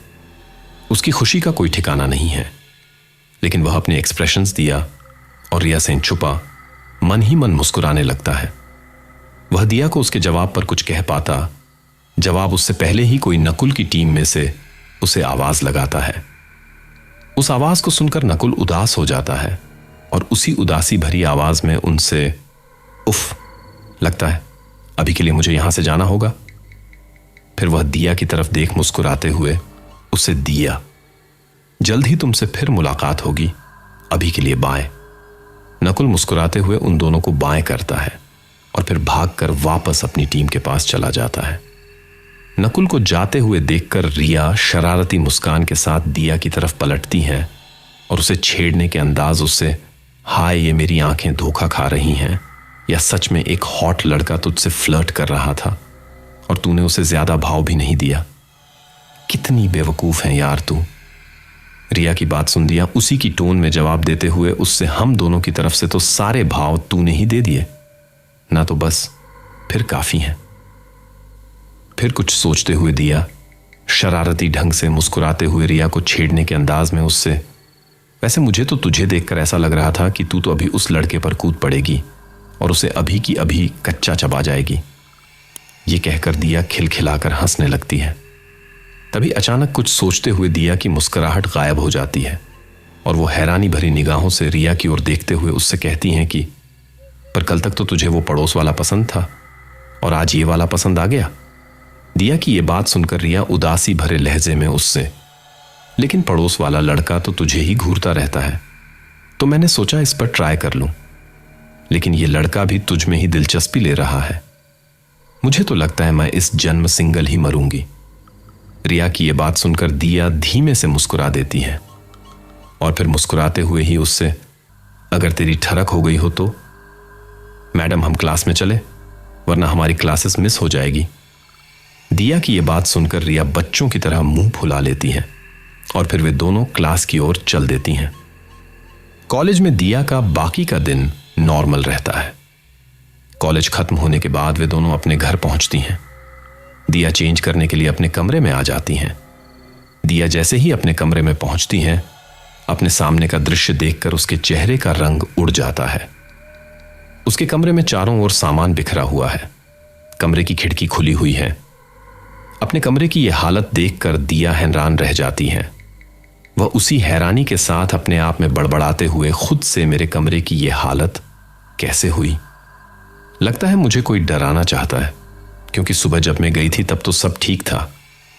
दिया ये सब सोच ही रही थी कि तभी उसकी नजर अपने सामने आईने पर पड़ती है, जिस पर खून से लिखा हुआ है, जिसकी खोज में तुम यहां आई हो वो जल्द ही तुम्हें मिलने वाली है। आईने के पास ही एक खून से लथपथ खंजर रखा हुआ है। यह सारा नजारा देखकर दिया बिल्कुल हक्की बक्की रह जाती है, मानो उसका दिमाग वहीं जम गया हो। वो कुछ भी सोच समझ नहीं पा रही है।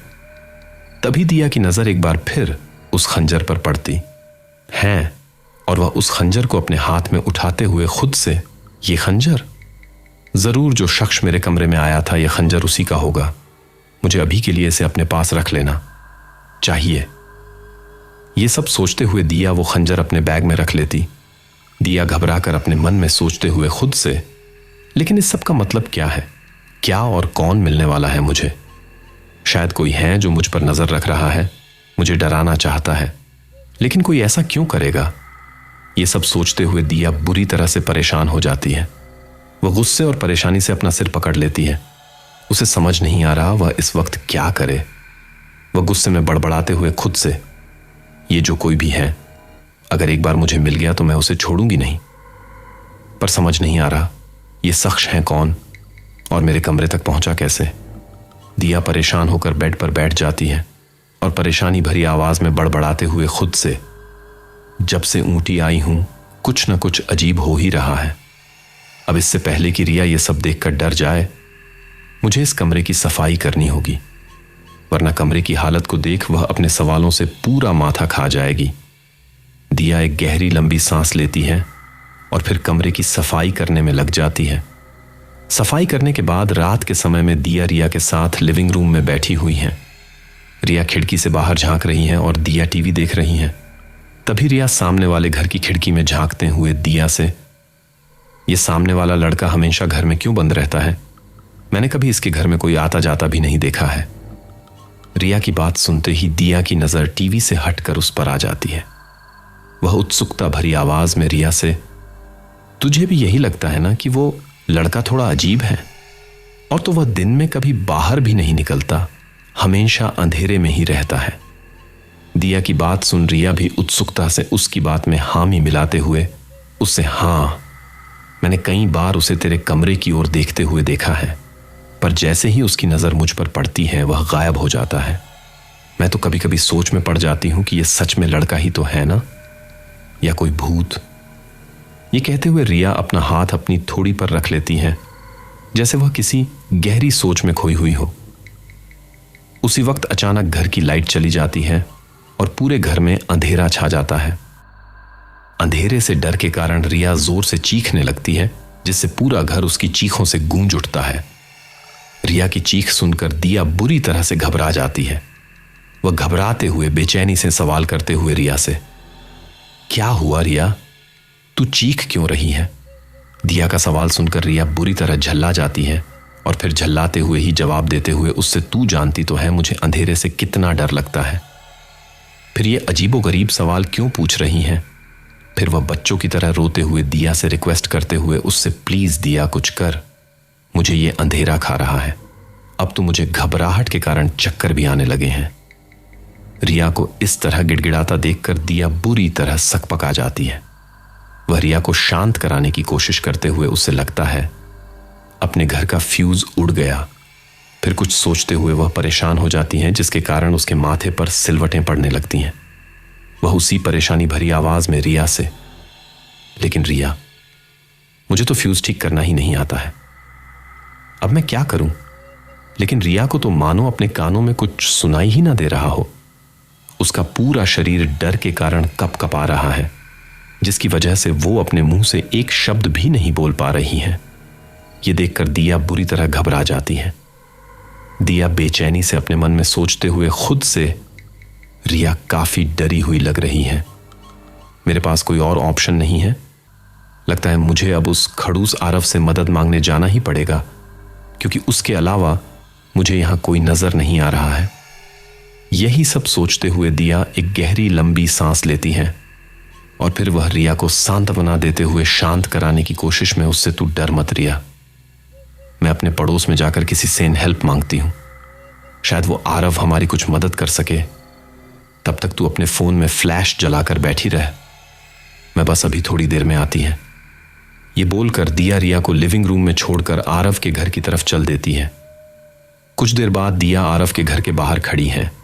वह मदद के लिए दरवाजे पर दस्तक देने ही वाली होती है, पर फिर कुछ सोचकर वापस अपना हाथ वापस पीछे खींच लेती है।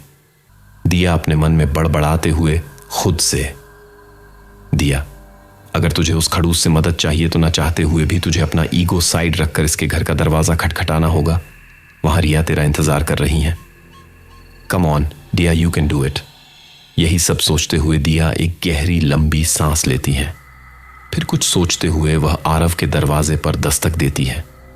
दरवाजे पर दस्तक देने के कुछ देर में ही दरवाजा खुलता है। दिया को अपने सामने देखकर आरव बिल्कुल हैरान रह जाता है। उसे यकीन नहीं हो रहा है कि दिया उसके दरवाजे पर खड़ी है। वह हैरानी भरी आवाज में सवाल करते हुए दिया से, तुम यहां क्या कर रही हो? मेरा पीछा करते करते तुम यहां भी पहुंच गई? आरव की बात सुनते ही दिया का पारा सांतवे आसमान पर पहुंच जाता है और वह अपना आपा खो देती है। वह आरव को गुस्से से घूरते हुए उससे, ओह प्लीज, मैं तुम्हारा पीछा क्यों करूंगी? वो तो मेरे घर की लाइट चली गई है, इसलिए मैं मदद के लिए अपने पड़ोसी के पास आई थी। दिया की यह बात सुनकर आरव खिलखिलाकर हंसने लगता है और फिर वह दिया का मजाक बनाने के अंदाज में उससे, मुझे तो लगा था कि तुम बहुत बहादुर हो, लेकिन लगता है प्रिंसेस को अंधेरे से डर लगता है। उसकी यह बात सुनकर दिया गुस्से से बिल्कुल आग बगुला हो जाती है। वह मन ही मन उसे कोसने लगती है।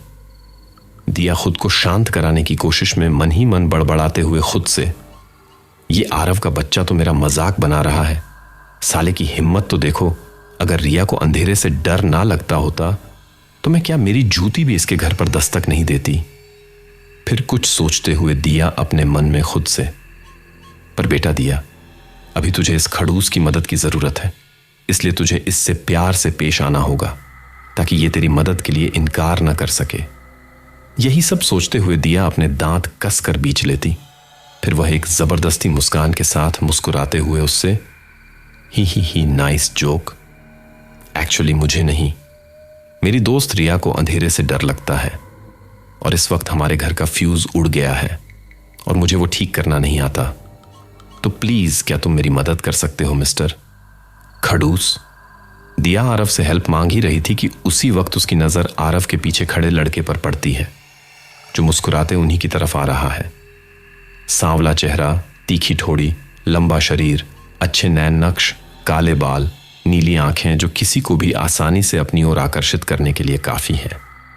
वह लड़का उन दोनों के पास आते हुए शरारती ढंग से मुस्कुरा रहा है। वह आरव को छेड़ने के अंदाज में उससे, इतनी खूबसूरत दोस्त बना ली तूने आरू, और मुझे बताया भी नहीं। फिर वह दिया की तरफ पलटते हुए अपनी उसी कातिलाना मुस्कान के साथ अपना इंट्रोडक्शन देते हुए उससे, हेलो ब्यूटीफुल, मैं रोनित हूं, आरव का बेस्ट फ्रेंड, तुमसे मिलकर खुशी हुई। ये कहते हुए रोनित अपना एक हाथ दिया की तरफ बढ़ाता है। दिया जैसे ही अपना हाथ रोनित से मिलाने के लिए वापस आगे बढ़ाने लगती है, उसी वक्त आरव अचानक रोनित को गुस्से से घूर चिढ़ने वाले अंदाज में रोनित से, कितनी बार कहा है तुझसे रोनित, मुझे इस घटिया नाम से मत बुलाया कर, पर तुझे तो मेरी कही कोई बात समझ में ही नहीं आती, और हां, ये लड़की मेरी दोस्त नहीं है। आरव को गुस्से में खुद को इस तरह घूरता पाकर रोनित सकपकाकर अपना हाथ वापस पीछे खींच लेता है, और वहीं दूसरी तरफ दिया आरव के बिहेवियर को देख अपने में बड़बड़ाते हुए खुद से, ओह, तो इस खड़ूस का एक क्यूट नाम भी है जो इसे कुछ खास पसंद नहीं है। दिया ये सब सोच ही रही होती हैं कि तभी आरव की बात सुनकर उसका सारा ध्यान वापस से उस पर आ जाता है।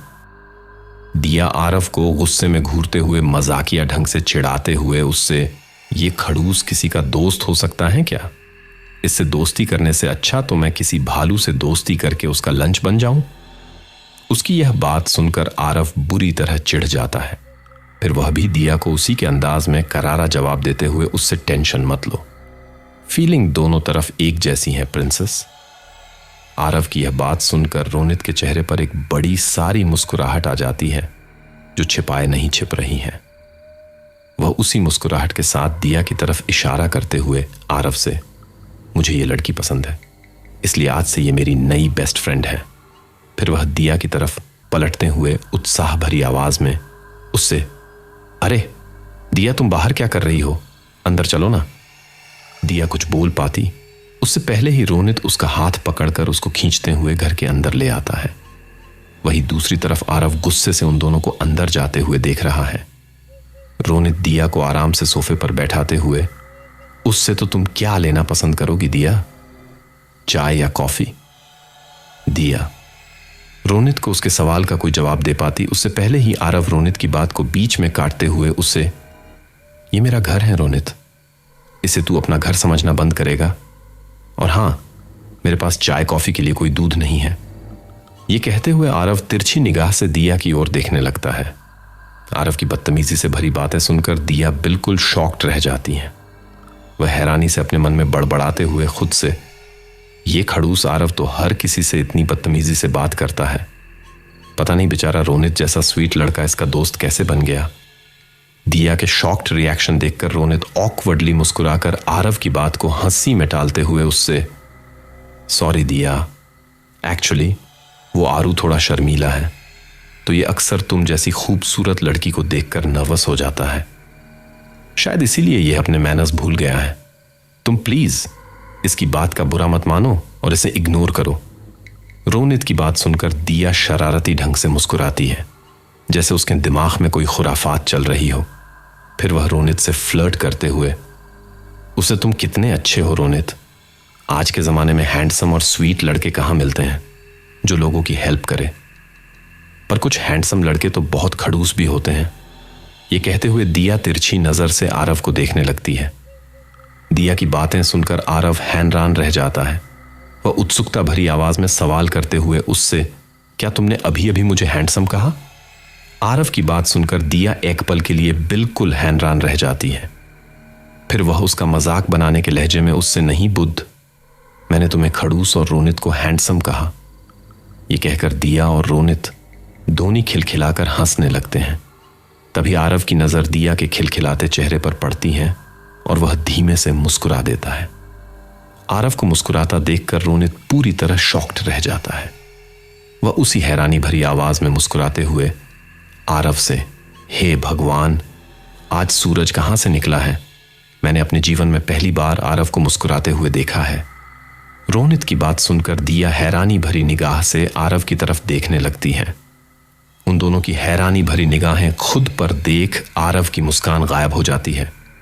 फिर वह चिड़न भरे अंदाज में उन दोनों से, क्या तुम दोनों मुझे ऐसे घूरना बंद करोगे? ये कहते हुए उसके चेहरे पर चिढ़ और नाराजगी साफ साफ नजर आ रही है। फिर आरव दिया की तरफ पलट उसे कुछ याद दिलाते हुए उससे, मिस दिया, शायद तुम भूल रही हो कि तुम्हारी अंधेरे से डरने वाली दोस्त काफी देर से अंधेरे में अकेली बैठी हुई है। तुम्हें नहीं लगता तुम्हें यहां पर बैठकर पटलाई लगाने की बजाय जल्दी से अपने घर का फ्यूज सही कराना चाहिए? आरव की यह बात सुन दिया अपने माथे पर हाथ मारते हुए सकपकाकर सोफे से खड़ी होते हुए खुद से, हे भगवान, मैं तो रिया के बारे में भूल ही गई थी, कहीं वो डर से बेहोश ना हो गई हो।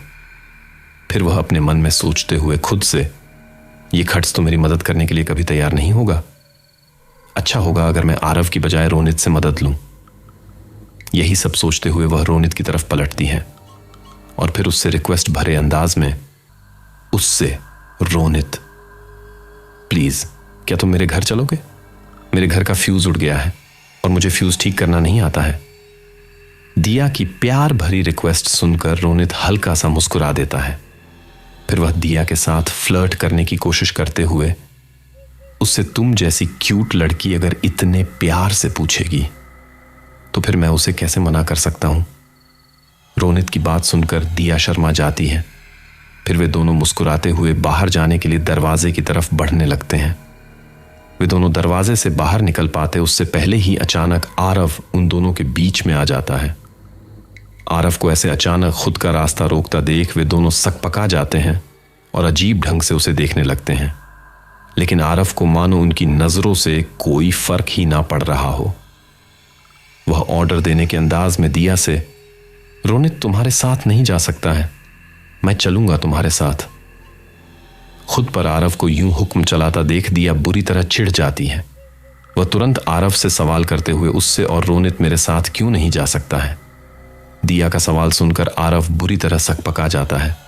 फिर वह खुद को संभाल शांति से जवाब देते हुए उसे, वो क्योंकि इसे बहुत जरूरी काम है, किसी की जिंदगी का सवाल है। आरव की बात सुनकर रोनित तुरंत उसकी बातों का जवाब देते हुए उसे, पर आरू, मुझे तो किसी जरूरी काम से नहीं जाना है। रोनित का जवाब सुनकर आरव उसे गुस्से से घूरने लगता है। वह रोनित को गुस्से से घूरते हुए उससे, तुझे जाना है, तुझे याद नहीं आ रहा है, लेकिन तुझे जाना है। रोनित आरव के द्वारा खुद को इस तरह गुस्से से घूरता पाकर सकपका जाता है। फिर वह आरव के कहे अनुसार उसकी हां में हां मिलाते हुए दिया से, हां याद आया, बहुत जरूरी काम है, मुझे अभी जाना होगा, तुम आरव को अपने साथ ले जाओ। रोनित की बात पूरी होने से पहले ही आरव उसकी बात बीच में काटते हुए दिया से, मैं चलूंगा तुम्हारे साथ, तुम्हारी दोस्त बहुत डरी हुई होगी, हमें जल्दी चलना चाहिए।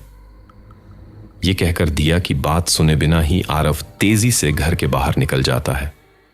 आरव को यूं जाता देख दिया अपने मन में सोचते हुए खुद से, यह आरव को अचानक से हो क्या गया है, काफी अजीब बर्ताव कर रहा है। तभी रोनित मुस्कुराकर दिया से अलविदा लेते हुए, उम्मीद है तुमसे फिर मुलाकात होगी दिया, बाय, अपना ख्याल रखना। दिया मुस्कुराते हुए रोनित से विदा लेती है और आरव के साथ अपने घर की ओर चल देती है। फिर कुछ ही देर में दिया और आरव घर के नीचे तलघर में पहुंचते हैं। वहां आरव फ्यूज सही कर रहा है और दिया फोन के फ्लैश से उसे रोशनी दिखा रही है। तभी अचानक दिया की नजर फ्यूज ठीक कर रहे आरव पर पड़ती है और वह उसे एक तक देखती रह जाती है। दिया आरव को देखते हुए अपने मन में सोचते हुए खुद से, वैसे रिया सही ही कहती हैं, ये खड़ूस हैंडसम तो हैं। उसी वक्त आरव फ्यूज ठीक करके दिया का ध्यान अपनी तरफ खींचते हुए उससे, मैंने फ्यूज सही कर दिया है, घर में लाइट आ गई होगी, एक बार चेक कर लो और आगे से कभी फ्यूज खराब हो तो तुम फिर से मुझसे मदद मांग सकती हो। आरव की बात सुनकर दिया वापस अपने होश में आती है और हां में अपना सिर हिलाने लगती है। तभी अचानक उसकी नजर आरव के पीछे चूहे पर पड़ती है। आरव, चूहा! चिल्लाते हुए वह घबराकर आरव के गले से लग जाती है और कसकर अपनी आंखें बंद कर लेती है। दिया को इस तरह चूहे से डरता देखकर आरव खिलखिलाकर हंसने लगता है। हंसने की आवाज सुनकर दिया अपनी नजर उठाकर आरव की तरफ देखती है, जिस वजह से आरव का चेहरा दिया के बिल्कुल करीब आ जाता है और दिया उसकी सांसों को अपने चेहरे पर महसूस कर पा रही है। उन दोनों की निगाहें एक दूसरे पर टिकी हुई हैं और वह एक तक बिना पलक झपकाए एक दूसरे को घूरे जा रहे हैं, जिससे दिया की दिल की धड़कन तेज हो जाती है। आरव दिया के चेहरे पर आ रहे बालों को धीमे से कान के पीछे करते हुए उससे, मुझे तो लगा था कि तुम किसी चीज से नहीं डरती। आरव की यह बात सुनकर दिया क्यूट सा चेहरा बनाते हुए उसे, चूहे और कॉकरोच उसमें शामिल नहीं है, उनके अलावा मैं किसी से नहीं डरती। दिया की यह बात सुनकर आरव हंस देता है। दिया की नजर उसके हंसते हुए चेहरे पर थमी हुई है। वह एक तक उसके चेहरे को प्यार से देख रही है। दिया प्यार से आरव को निहारते हुए उससे, आरव, तुम हंसते हुए बहुत क्यूट लगते हो, हमेशा नाराज क्यों रहते हो, कभी स्माइल भी किया करो। दिया की यह बात सुनकर आरव कुछ पल के लिए खामोश हो जाता है। फिर कुछ सोचते हुए एक तक दिया की आंखों में आंखें डाले उससे, दिया, तुम मेरे लिए इतना सब कुछ बहुत मुश्किल कर रही हो। आरव की बात सुनकर दिया बिल्कुल हैरान रह जाती है। वह अपनी आंखें बड़ी बड़ी कर हैरानी से उसे देखने लगती है। दिया उसी हैरानी भरी आवाज में सवाल करते हुए आरव से, मैं तुम्हारे लिए क्या मुश्किल कर रही हूं आरव? आरव उसकी बातों का कोई जवाब नहीं देता है। तभी दिया को एहसास होता है कि वह अब भी आरव की बाहों में है। उसी वक्त वह खुद को संभालकर सीधे खड़ी हो जाती है। आरव दिया को अपनी बाहों से दूर जाता देख कुछ पल के लिए उदास हो जाता है। फिर उसी समय वह अपनी उदासी को छुपाते हुए हल्की सी मुस्कुराहट के साथ मजाकिया ढंग में दिया से, तो मिस प्रिंसेस, इससे पहले कि वो चूहा वापस आकर तुम्हें डराए, हमें यहां से चलना चाहिए। यहां बहुत अंधेरा है, तुम फिर से न गिर जाओ, इसलिए मेरा हाथ पकड़ लो। आरव के इस जेस्चर पर दिया शर्मा जाती है। शर्माहट के कारण उसके गाल लाल होने लगते हैं। फिर वह हल्की सी मुस्कुराहट के साथ धीमे से आरव का हाथ अपने हाथ में थाम लेती है। तभी अचानक उसको अपने सामने खून से लथपथ लोगों की लाशें नजर आती हैं। चारों ओर दर्दनाक चीखें गूंज रही हैं। दिया कुछ समझ पाती उससे पहले ही आरव अपना हाथ उससे छुड़वा लेता है। वह एक तक हैरानी भरी निगाहों से दिया की ओर देख रहा है और फिर वह अचानक बिना कुछ कहे तेजी से वहां से चला जाता है। आरव को इस तरह जाता देख दिया बिल्कुल शॉक्ड रह जाती है। वह बस एक तक उस रास्ते को घूर रही हैं जहां से आरव अभी गया है। दिया बेचैनी से अपने मन में सोचते हुए खुद से, क्या जो लाशें मैंने अभी देखी उन सब का आरव से कोई संबंध हो सकता है? इतना बुरा क्या होगा उसके साथ? क्या मुझे उससे पूछना चाहिए? शायद यह भी तो हो सकता है कि यह मेरे मन का कोई वहम हो। लेकिन अगर यह मेरे मन का वहम था तो फिर आरव अचानक से ऐसे चला क्यों गया? फिर वह अपने सिर पर हाथ मारते हुए डांटने के अंदाज खुद से, उफ, मैं इस खड़ूस लड़के के बारे में इतना क्यों सोच रही हूं? लगता है इस रिया की पागलपंती का असर मुझ पर भी होने लगा है। उसी वक्त दिया को रिया की आवाज सुनाई देती है। वह एक गहरी लंबी सांस लेती है और फिर अपने लिविंग रूम की ओर चल देती है। वहीं दूसरी तरफ आरव छत पर खड़ा एक तक चांद को निहार रहा है। तभी अचानक उसे अपने पीछे से किसी की आवाज सुनाई देती है, कब तक अपनी फीलिंग्स से ऐसे ही भागते रहोगे? आवाज सुनकर जैसे ही आरव पीछे मुड़कर देखता है तो वहां रोनित अपने हाथों में 2 कप कॉफी मग लिए उसी की तरफ आ रहा है। आरव रोनित के हाथों से कॉफी का कप लेते हुए अनजान बनने की कोशिश करते हुए उससे, तुम किस बारे में बात कर रहे हो? मैं कुछ समझा नहीं। आरव का सवाल सुनकर रोनित शरारती ढंग से मुस्कुराते हुए उसी की आंखों में आंखें डालकर उसी से सवाल करते हुए उससे, तुम जानते हो मैं किसकी बात कर रहा हूं? रोनित का सवाल सुनकर आरव उसे नजरें चुराते हुए, मैं दिया को पसंद नहीं करता। अच्छा होगा तुम ये ख्याल अपने जहन से निकाल दो। वैसे भी तुम्हें मेरा दिया पर नजर रखने का मकसद पता है। आरव का जवाब सुनकर रोनित के चेहरे पर बड़ी वाली मुस्कुराहट आ जाती है और वह उसी मुस्कुराहट के साथ आरव को छेड़ने के अंदाज में उससे, पर मैंने तो दिया का नाम कही लिया ही नहीं। रोनित की जवाब सुनकर आरव एक पल के लिए सकपका जाता है। वह खुद को संभालकर रोनित को कोई जवाब दे पाता उससे पहले ही रोनित उसकी बात को काटते हुए शरारती मुस्कान के साथ अपनी बात को आगे कंटिन्यू करते हुए उससे, मुझे तो दिया बहुत पसंद है। सोच रहा हूं उससे जल्द ही अपनी डेट के लिए पूछ लूं। वैसे भी तुम्हें तो वो पसंद नहीं है, तब बस फिर दिक्कत क्या है? वहां रोनित की यह बात सुनकर आरव का चेहरा गुस्से से लाल हो जाता है। वह एक तक रोनित को गुस्से से घूरे जा रहा है। खुद को इस तरह गुस्से से घूरता पाकर रोनित बुरी तरह घबरा जाता है। वह आरव को कुछ समझा पाता उससे पहले ही आरव वहां से गुस्से में चला जाता है। आरव को यूं गुस्से में नीचे जाता देख रोनित अपने मन में बड़बड़ाते हुए खुद से, दिया को सिर्फ डेट करने की बात पर यह इतना भड़क गया।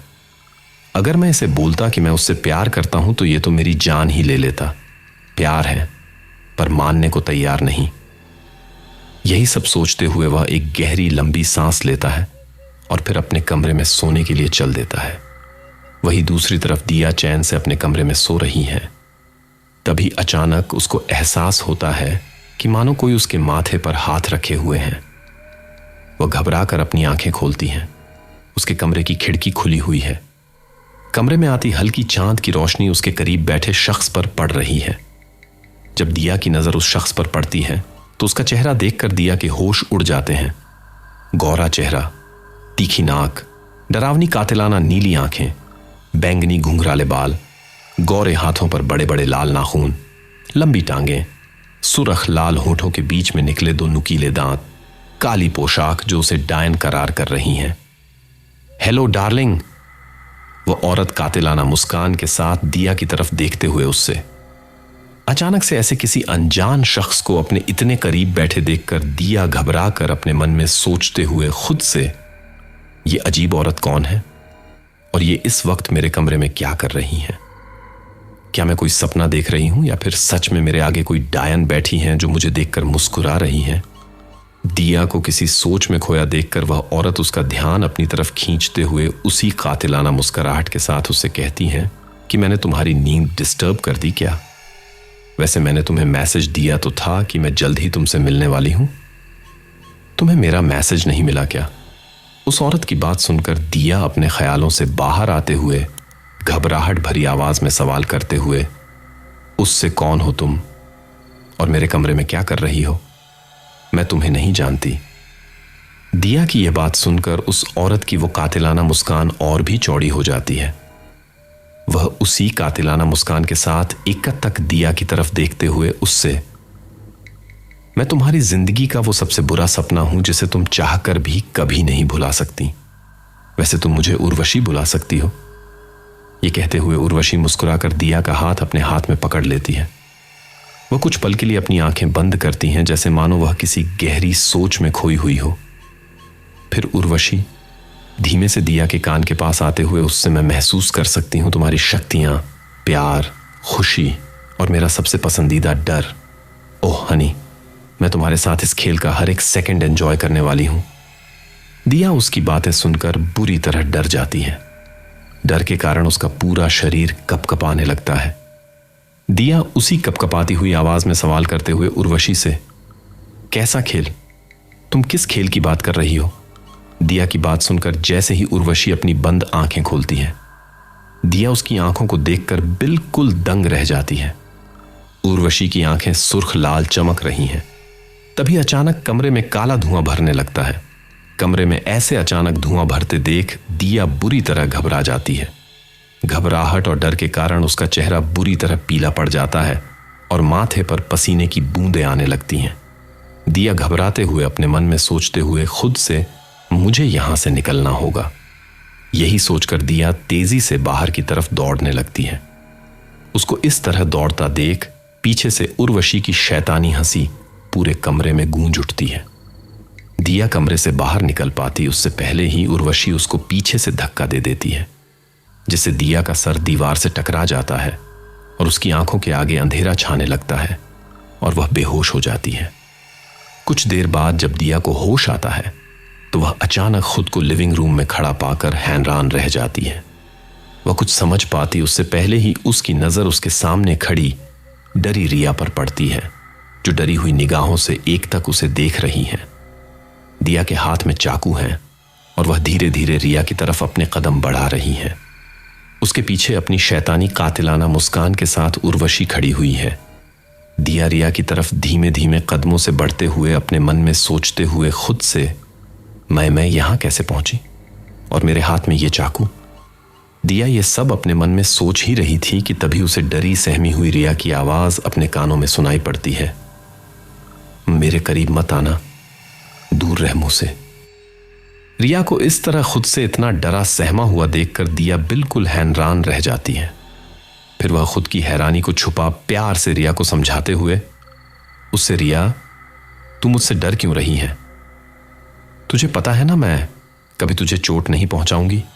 दिया की बात सुनकर उर्वशी अपनी उसी कातिलाना मुस्कान के साथ उसकी बात को पीछे में काटते हुए उससे सही कहा, तुम इसे चोट नहीं पहुंचाओगी डार्लिंग, तुम इसे जान से मार डालोगी।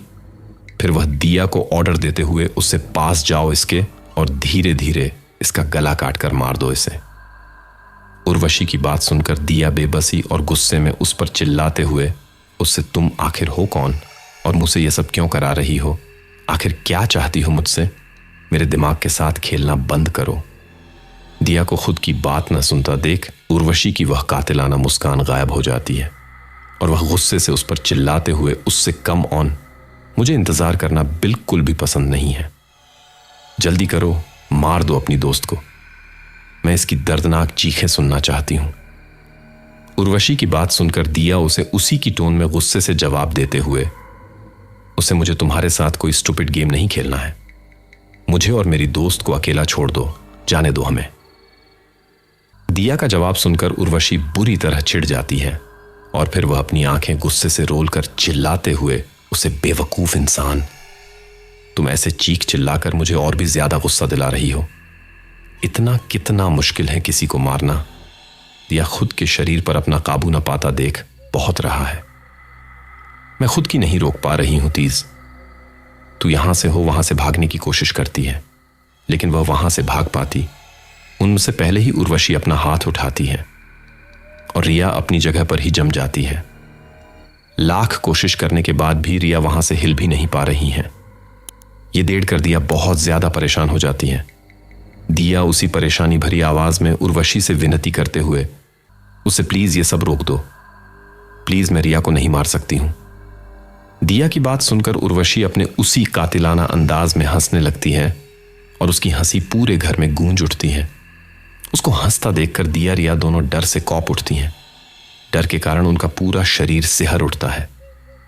उर्वशी अपने उसी कातिलाना अंदाज में हंसते हुए दिया से, उफ, तुम इस तरह मेरे सामने गिड़गिड़ाती हुई कितनी अच्छी लग रही हो। चलो तुम कहती हो तो मैं तुम्हारी इस कमजोर इंसान दोस्त को जाने देती हूं। यह कहकर उर्वशी रिया की तरफ अपने हाथ से कुछ इशारा करती हैं और अचानक रिया वहां से गायब हो जाती। नहीं रिया, चिल्लाते हुए दिया हैरानी से उस जगह को देख रही हैं जहां कुछ देर पहले रिया खड़ी थी। अचानक उसको वहां से गायब होता देख दिया की आंखें फटी की फटी रह जाती हैं। दिया की तेज चीख से पूरा घर गूंज उठता है और घर का सारा सामान इधर उधर बिखर जाता है। उसकी आंखें रंग बदलने लगती हैं और वह गुस्से में उर्वशी की तरफ देखने लगती है। दिया को इस तरह देखकर उर्वशी एक पल के लिए घबरा जाती है। फिर वह खुद को संभालते हुए हैरानी भरी आवाज में उससे, मैंने जितना सोचा था तुम उतनी भी कमजोर नहीं हो। उर्वशी अपनी बात पूरी कर पाती उससे पहले ही दिया गुस्से से उसकी तरफ दौड़ने लगती है। दिया उर्वशी के बेहद करीब पहुंच जाती है, लेकिन वह उसे कुछ कर पाती उससे पहले ही उर्वशी उसकी गर्दन पकड़ लेती है। उसकी हाथों की पकड़ दिया की गर्दन पर मजबूत होती जा रही है, जिस कारण दिया दर्द से झटपटाने लगती है और धीमे धीमे उसकी आंखों के आगे अंधेरा छाने लगता है और वह बेहोश हो जाती है। अचानक दिया चीखते हुए उठ जाती है। वह सकपकाकर अपने चारों तरफ नजर दौड़ाती है। वह अपने कमरे में है और उसके सामने बैठी उर्वशी मुस्कुरा रही है। फिर दिया उसी परेशानी और हैरानी भरी आवाज में उर्वशी की ओर देख सवाल करते हुए उससे, तब तुम, ये सब जो अभी हुआ वो तुम्हारी वजह से हुआ। तब तुमने मेरी दोस्त के साथ क्या किया? दिया की बात सुनकर उर्वशी अपनी उसी कातिलाना मुस्कान के साथ जवाब देते हुए उससे, मैंने तुम्हारी दोस्त के साथ वही किया जो इंसानों के साथ होना चाहिए, मैंने उसे मार दिया। उसकी यह बात सुनकर दिया का चेहरा गुस्से से लाल हो उठता है। वह एक तक लगातार उर्वशी को गुस्से से घूर रही है। दिया गुस्से से उर्वशी को घूरते हुए अपने मन में, मैं इस औरत को इतनी आसानी से यहां से नहीं जाने दे सकती, मुझे कुछ करना होगा, पर क्या? खंजर, हां, वो खंजर इस वक्त मेरे काम आ सकता है। ये सोचते हुए दिया की नजर सहसा अपने आप ही अपने बैग पर पड़ जाती है जो बिल्कुल उसके हाथ नीचे रखा हुआ है। वह उर्वशी की नजरों से बचते हुए वो खंजर अपने बैग से निकालती है और उसके सामने कर देती है। दिया धमकी भरी आवाज में अपने सामने खड़ी उस औरत को चेतावनी देते हुए उससे, देखो मेरे करीब मत आना, वरना तुम्हारे लिए बिल्कुल अच्छा नहीं होगा। दिया की धमकी भरी आवाज सुनकर उर्वशी हंसने लगती है। वह उसका मजाक बनाने के ढंग में उससे, ओह मेरे बाबू, तो गुस्सा आ गया। वैसे क्या करोगी तुम मेरा? क्या तुम मुझे इस छोटे से खंजर मारोगी? ओह डार्लिंग, तुम्हें क्या लगता है मैं तुम्हारे इस छोटे से खंजर से डर जाऊंगी? वैसे मैंने जितना सोचा था तुम इतनी भी कमजोर नहीं हो। यह कहते हुए उर्वशी दिया के करीब आने लगती है। उर्वशी को अपने करीब आता देखकर दिया बुरी तरह घबरा जाती है। डर और घबराहट के कारण वह तुरंत उस पर खंजर से हमला कर देती है, जिससे वह खंजर सीधे उसके हाथ में जा लगता और वह दर्द से चीख उठती है। उर्वशी दर्द में गुस्से से दिया पर चीखते हुए उससे, तुम्हें इसकी सजा मिलेगी दिया, जरूर मिलेगी। अब तुम देखना मैं तुम्हारा क्या हाल करती हूं। मुझ पर हमला करके तुमने बिल्कुल ठीक नहीं किया।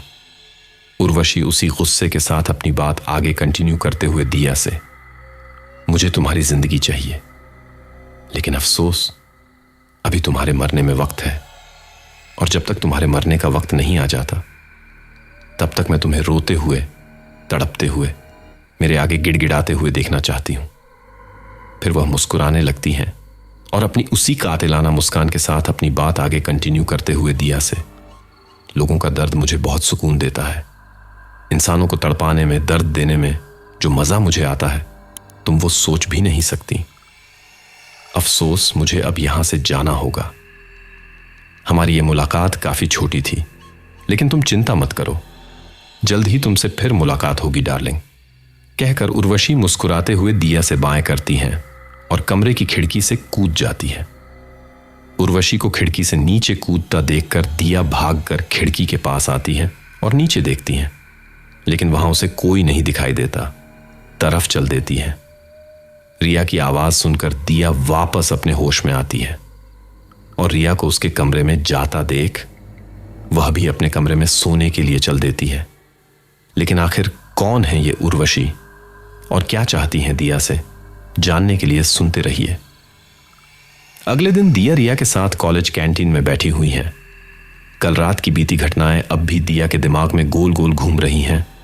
दिया रात की बातों को अपने मन में सोचते हुए खुद से, ये उर्वशी अगली बार हम पर हमला करें उससे पहले ही मुझे उसके बारे में पता लगाना होगा। पर कैसे?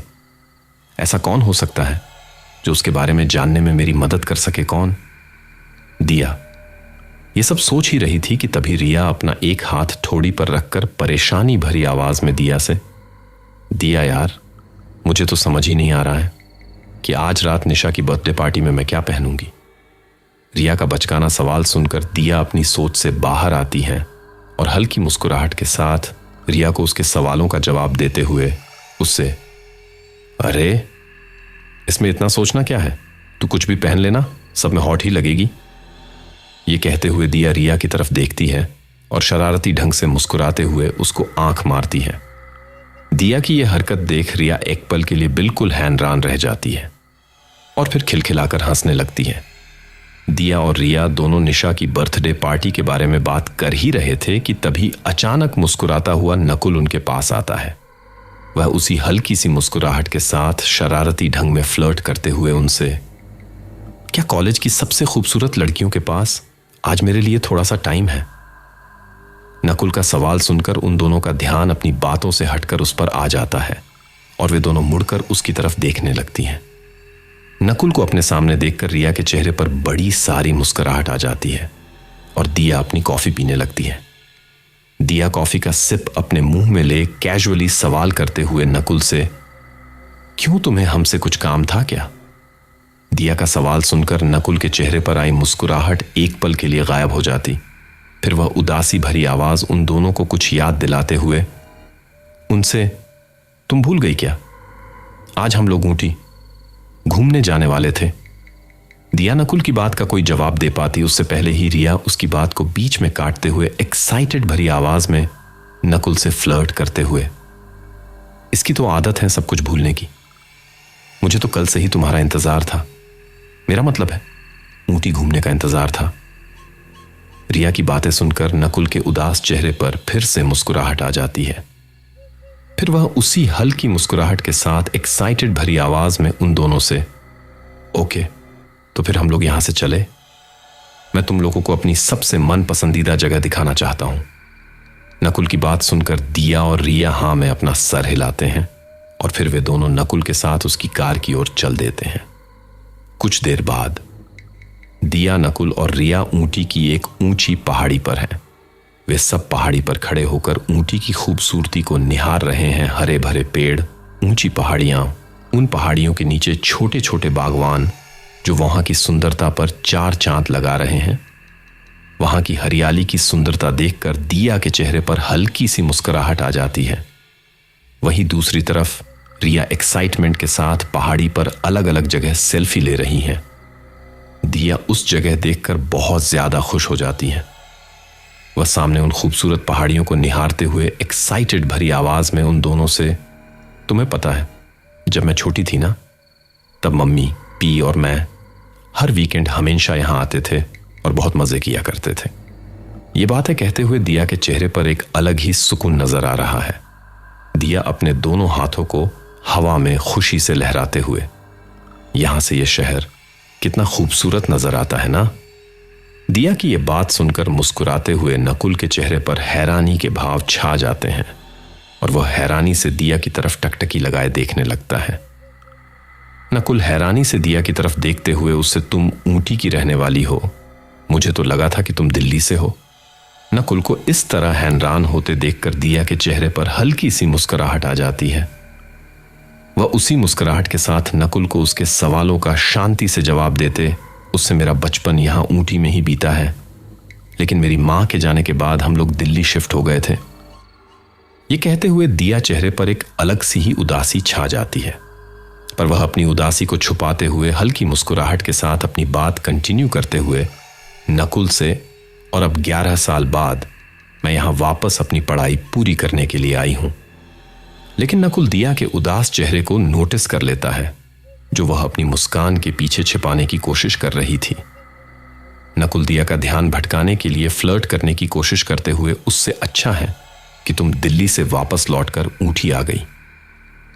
अगर तुम वापस लौटकर यहां नहीं आती तो मैं तुमसे कैसे मिल पाता। ये कहते हुए नकुल शरारती ढंग से मुस्कुराने लगता है। नकुल के चेहरे पर शरारती भरी मुस्कान देखकर दिया उसे इग्नोर कर देती है और फिर वह अपने सामने दिख रही पहाड़ियों को एक तक शांति से निहारने लगती है। तभी अचानक नकुल उसका हाथ थाम लेता है और दिया उसकी यह हरकत देख हैरान रह जाती है। नकुल का हाथ थामते ही अचानक दिया की आंखों के आगे अंधेरा छाने लगता है। कुछ पल बाद दिया किसी घने काले जंगलों के बीचों बीच खड़ी है। चारों ओर गूंजती जंगली जानवरों की आवाज माहौल को और अधिक खौफनाक बना रही है। उन्हीं जानवरों के बीच दिया को नकुल किसी आदमी के साथ खड़ा दिखाई देता है। चारों ओर अंधेरा छाया हुआ है और नकुल उदास निगाहों से चांद की ओर देख रहा है। नकुल उदास लहजे में अपने सामने खड़े शख्स से, मुझे नफरत है इस चांद से जो मुझे एक पल में इंसान से शैतान में बदल देता है। मुझे नफरत है इस जिंदगी से, मुझे ये जिंदगी नहीं चाहिए। नकुल की बात सुनकर वह आदमी उसको प्यार से समझाते हुए, मालिक, ये सब आपके हाथों में नहीं है, आप हमारे मुखिया हैं, हम सब की जिंदगियां आपके हाथ में हैं। अगर हम सब ऐसे कमजोर पड़ेंगे तो धीरे धीरे हमारी पूरी प्रजाति खत्म हो जाएगी। उस आदमी की बात सुनकर नकुल अपना सर हाँ में हिलाता है और फिर वह एक गहरी लंबी सांस लेते हुए उस आदमी को कुछ इंस्ट्रक्शंस के बारे में समझाते हुए, उससे आज फिर आसमान में पूरा चांद निकलेगा। नए सदस्यों पर खुद का कोई भी काबू नहीं रहेगा।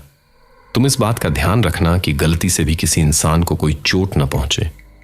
नकुल की बात सुनकर वह आदमी अपना सर हाँ में हिलाता है और फिर वहां से चला जाता है।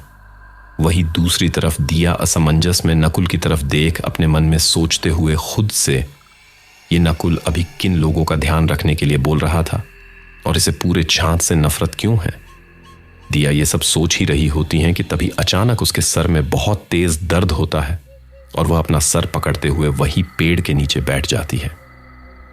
कुछ देर बाद पूरा चांद आसमान के बीचों बीच चमक रहा है।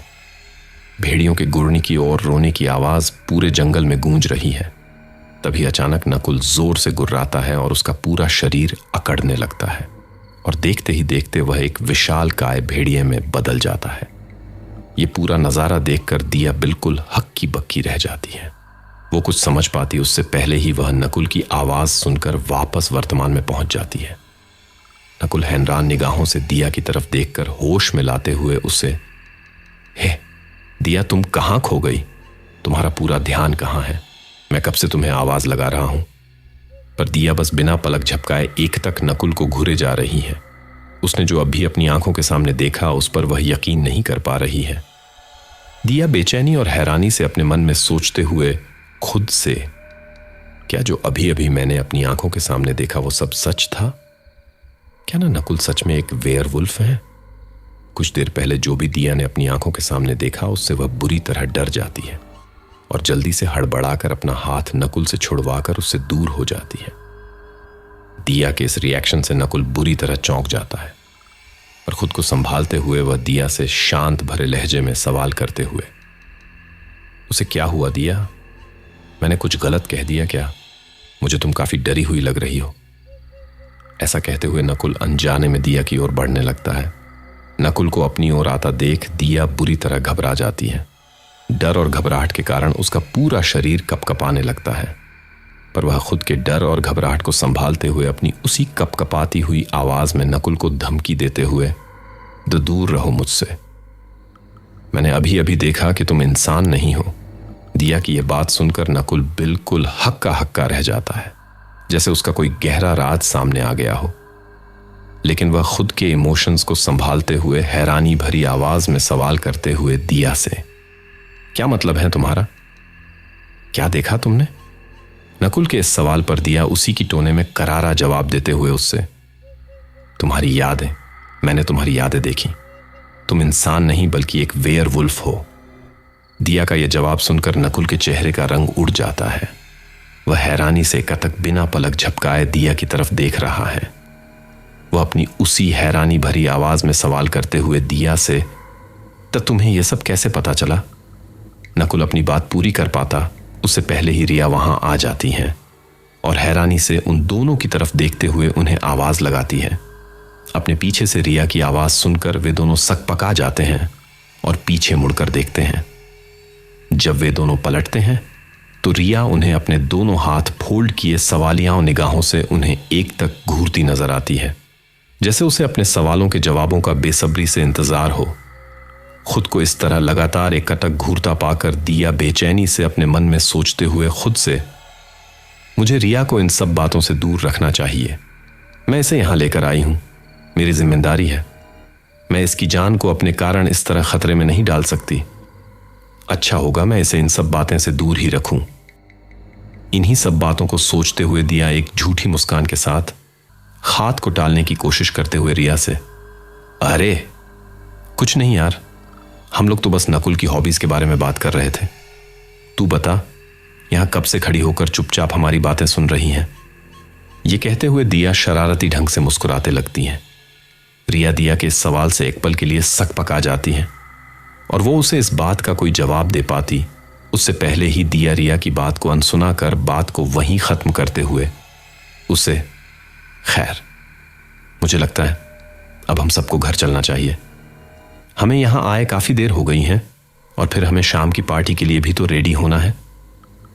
दिया की यह बात सुनकर रिया अपने माथे पर हाथ मारते हुए, ओह शिट यार, पार्टी के बारे में तो मैं बिल्कुल ही भूल गई थी। अच्छा हुआ तूने याद दिला दिया। रिया दिया का हाथ पकड़कर उसे अपने साथ खींच घर की तरफ ले जाते हुए उससे, जल्दी चल यार, मैंने तो अभी तक अपनी आज रात की ड्रेस भी फाइनल नहीं की। उनकी बातें सुनकर नकुल धीरे से अपना सर हां में हिलाता है और फिर वे तीनों अपने घर की ओर चल देते हैं। कुछ ही देर में वे तीनों दिया के घर के आगे पहुंच जाते हैं और वहां पर पहुंचते ही उन्हें वहां अपने घर के दरवाजे पर आरव खड़ा हुआ दिखाई देता है, जो नकुल को देखकर नाराज सा नजर आता है और लगातार उसे एक तक गुस्से से घूरने लगता है। आरव को अपने घर के दरवाजे के आगे खड़ा देखकर दिया बिल्कुल हैरान रह जाती हैं। वह उसी हैरानी भरी आवाज में आरव से सवाल करते हुए, आरव तुम यहां इतनी रात को, कुछ काम था क्या? दिया की हैरानी भरी आवाज सुनकर आरव का ध्यान नकुल से हटकर दिया पर आ जाता है। वह उसके सवालों को नजरअंदाज कर गुस्से में सवाल करते हुए दिया से, ये इंसान यहां पर क्या कर रहा है दिया, और तुम इसके साथ क्यों घूम रही हो? दिया आरव को पहली बार इतने गुस्से में देखकर बिल्कुल हैरान रह जाती हैं।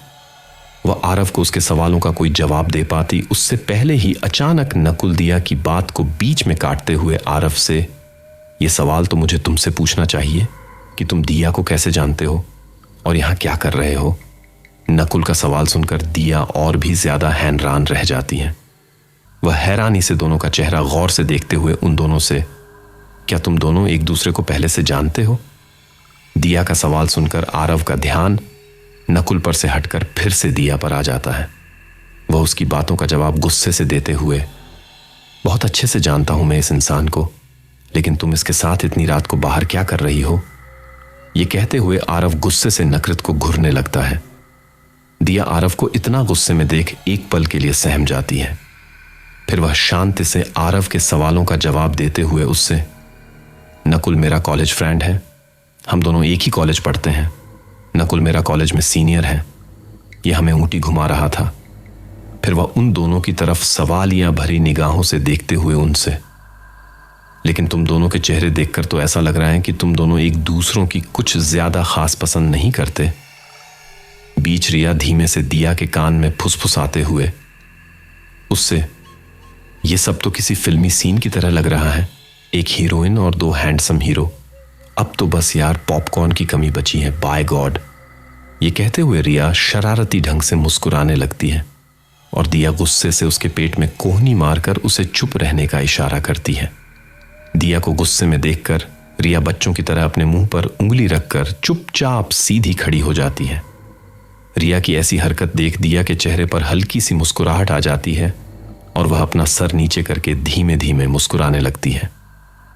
उसी वक्त नकुल सभी के बीच उस अजीब सी चुप्पी को तोड़ते हुए उदास भरे लहजे में दिया से, लगता है अब मुझे यहां से जाना चाहिए, ठीक है तो फिर कल कॉलेज कैंटीन मिलते हैं। नकुल को अचानक इतना अजीब बर्ताव करता देख दिया अपने मन में सोचते हुए, ये नकुल को अचानक क्या हो गया है, ये इतना अजीब बर्ताव क्यों कर रहा है। इन दोनों के बीच आखिर ऐसा भी क्या हुआ है जो ये दोनों एक दूसरे से इतनी नफरत करते हैं। बिना कुछ किसी से भी कोई जवाब ना पाता देख नकुल बिना कुछ बोले चुपचाप वहां से चला जाता है। नकुल के जाने के बाद दिया आरव की तरफ मुड़ती हैं और सवालियां भरी निगाहों से आरव की तरफ देखने लगती हैं। वह बेचैनी से सवाल करते हुए आरव से, आरव अब क्या तुम प्लीज मुझे बताओगे कि तुम्हारे और नकुल के बीच में क्या परेशानी है। आरव दिया को उसके सवालों का जवाब देने से साफ इनकार करते हुए उससे, मैं तुम्हें इस नफरत की वजह नहीं बता सकता हूं दिया, बस तुम इतना समझ लो कि यह नकुल अच्छा लड़का नहीं है, तो क्या तुम प्लीज उसके साथ घूमना बंद कर सकती हो। ये सब बातें कहते हुए आरव अनजाने में दिया के दोनों हाथों को अपने हाथ में थाम लेता है, जिससे दोनों की दिल की धड़कन तेज हो जाती है और दिया हड़बड़ाकर पीछे हट जाती है।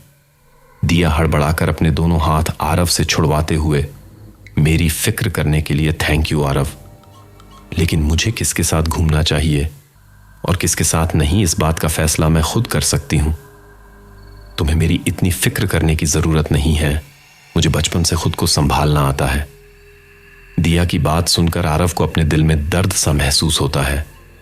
उसे ऐसा लगता है जैसे किसी ने उसके दिल में 100 छेद कर दिए हों, लेकिन वह खुद की भावनाओं को संभालते हुए अपना सर धीमे से हां में हिलाता है और उदास नजरों से दिया की तरफ देखते हुए वहां से चला जाता है।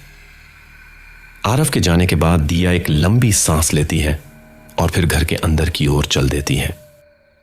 दिया बेड पर बैठते हुए अपने मन में, उफ, आज का दिन कितना थकान से भरा था, मेरा तो पूरा सर दुख रहा है, थोड़ा आराम कर लेती हूं, फिर शाम की पार्टी के लिए तैयार होंगी। कुछ देर बाद दिया और रिया निशा की बर्थडे पार्टी के लिए दिया के कमरे में साथ तैयार हो रही हैं। दिया अपनी वार्डरोब में देखते हुए अपने मन में, आज मुझे पार्टी के लिए कौन सी ड्रेस पहननी चाहिए, यह सोचते हुए दिया वार्डरोब से एक फुल रेड गाउन निकालकर तैयार होने लगती है। थोड़ी देर में दिया पार्टी के लिए तैयार होकर शीशे के आगे खड़ी होते हुए रिया से, मैं ठीक तो लग रही हूं ना। दिया का सवाल सुनकर रिया उसे हैरानी से जवाब देते हुए, ठीक, पटाखा लग रही पटाखा, बाय गॉड, अगर मैं लड़का होती ना तो बिना समय बर्बाद किए तुझसे शादी कर लेती, इतनी सेक्सी लग रही है तू। रिया को खुद से इस तरह फ्लर्ट करता देख दिया हंस देती है और हंसते हुए उसका मजाक बनाते हुए उससे, इसका मतलब अगर तू लड़का होती तो उतनी ही ठरकी होती जितनी अभी है।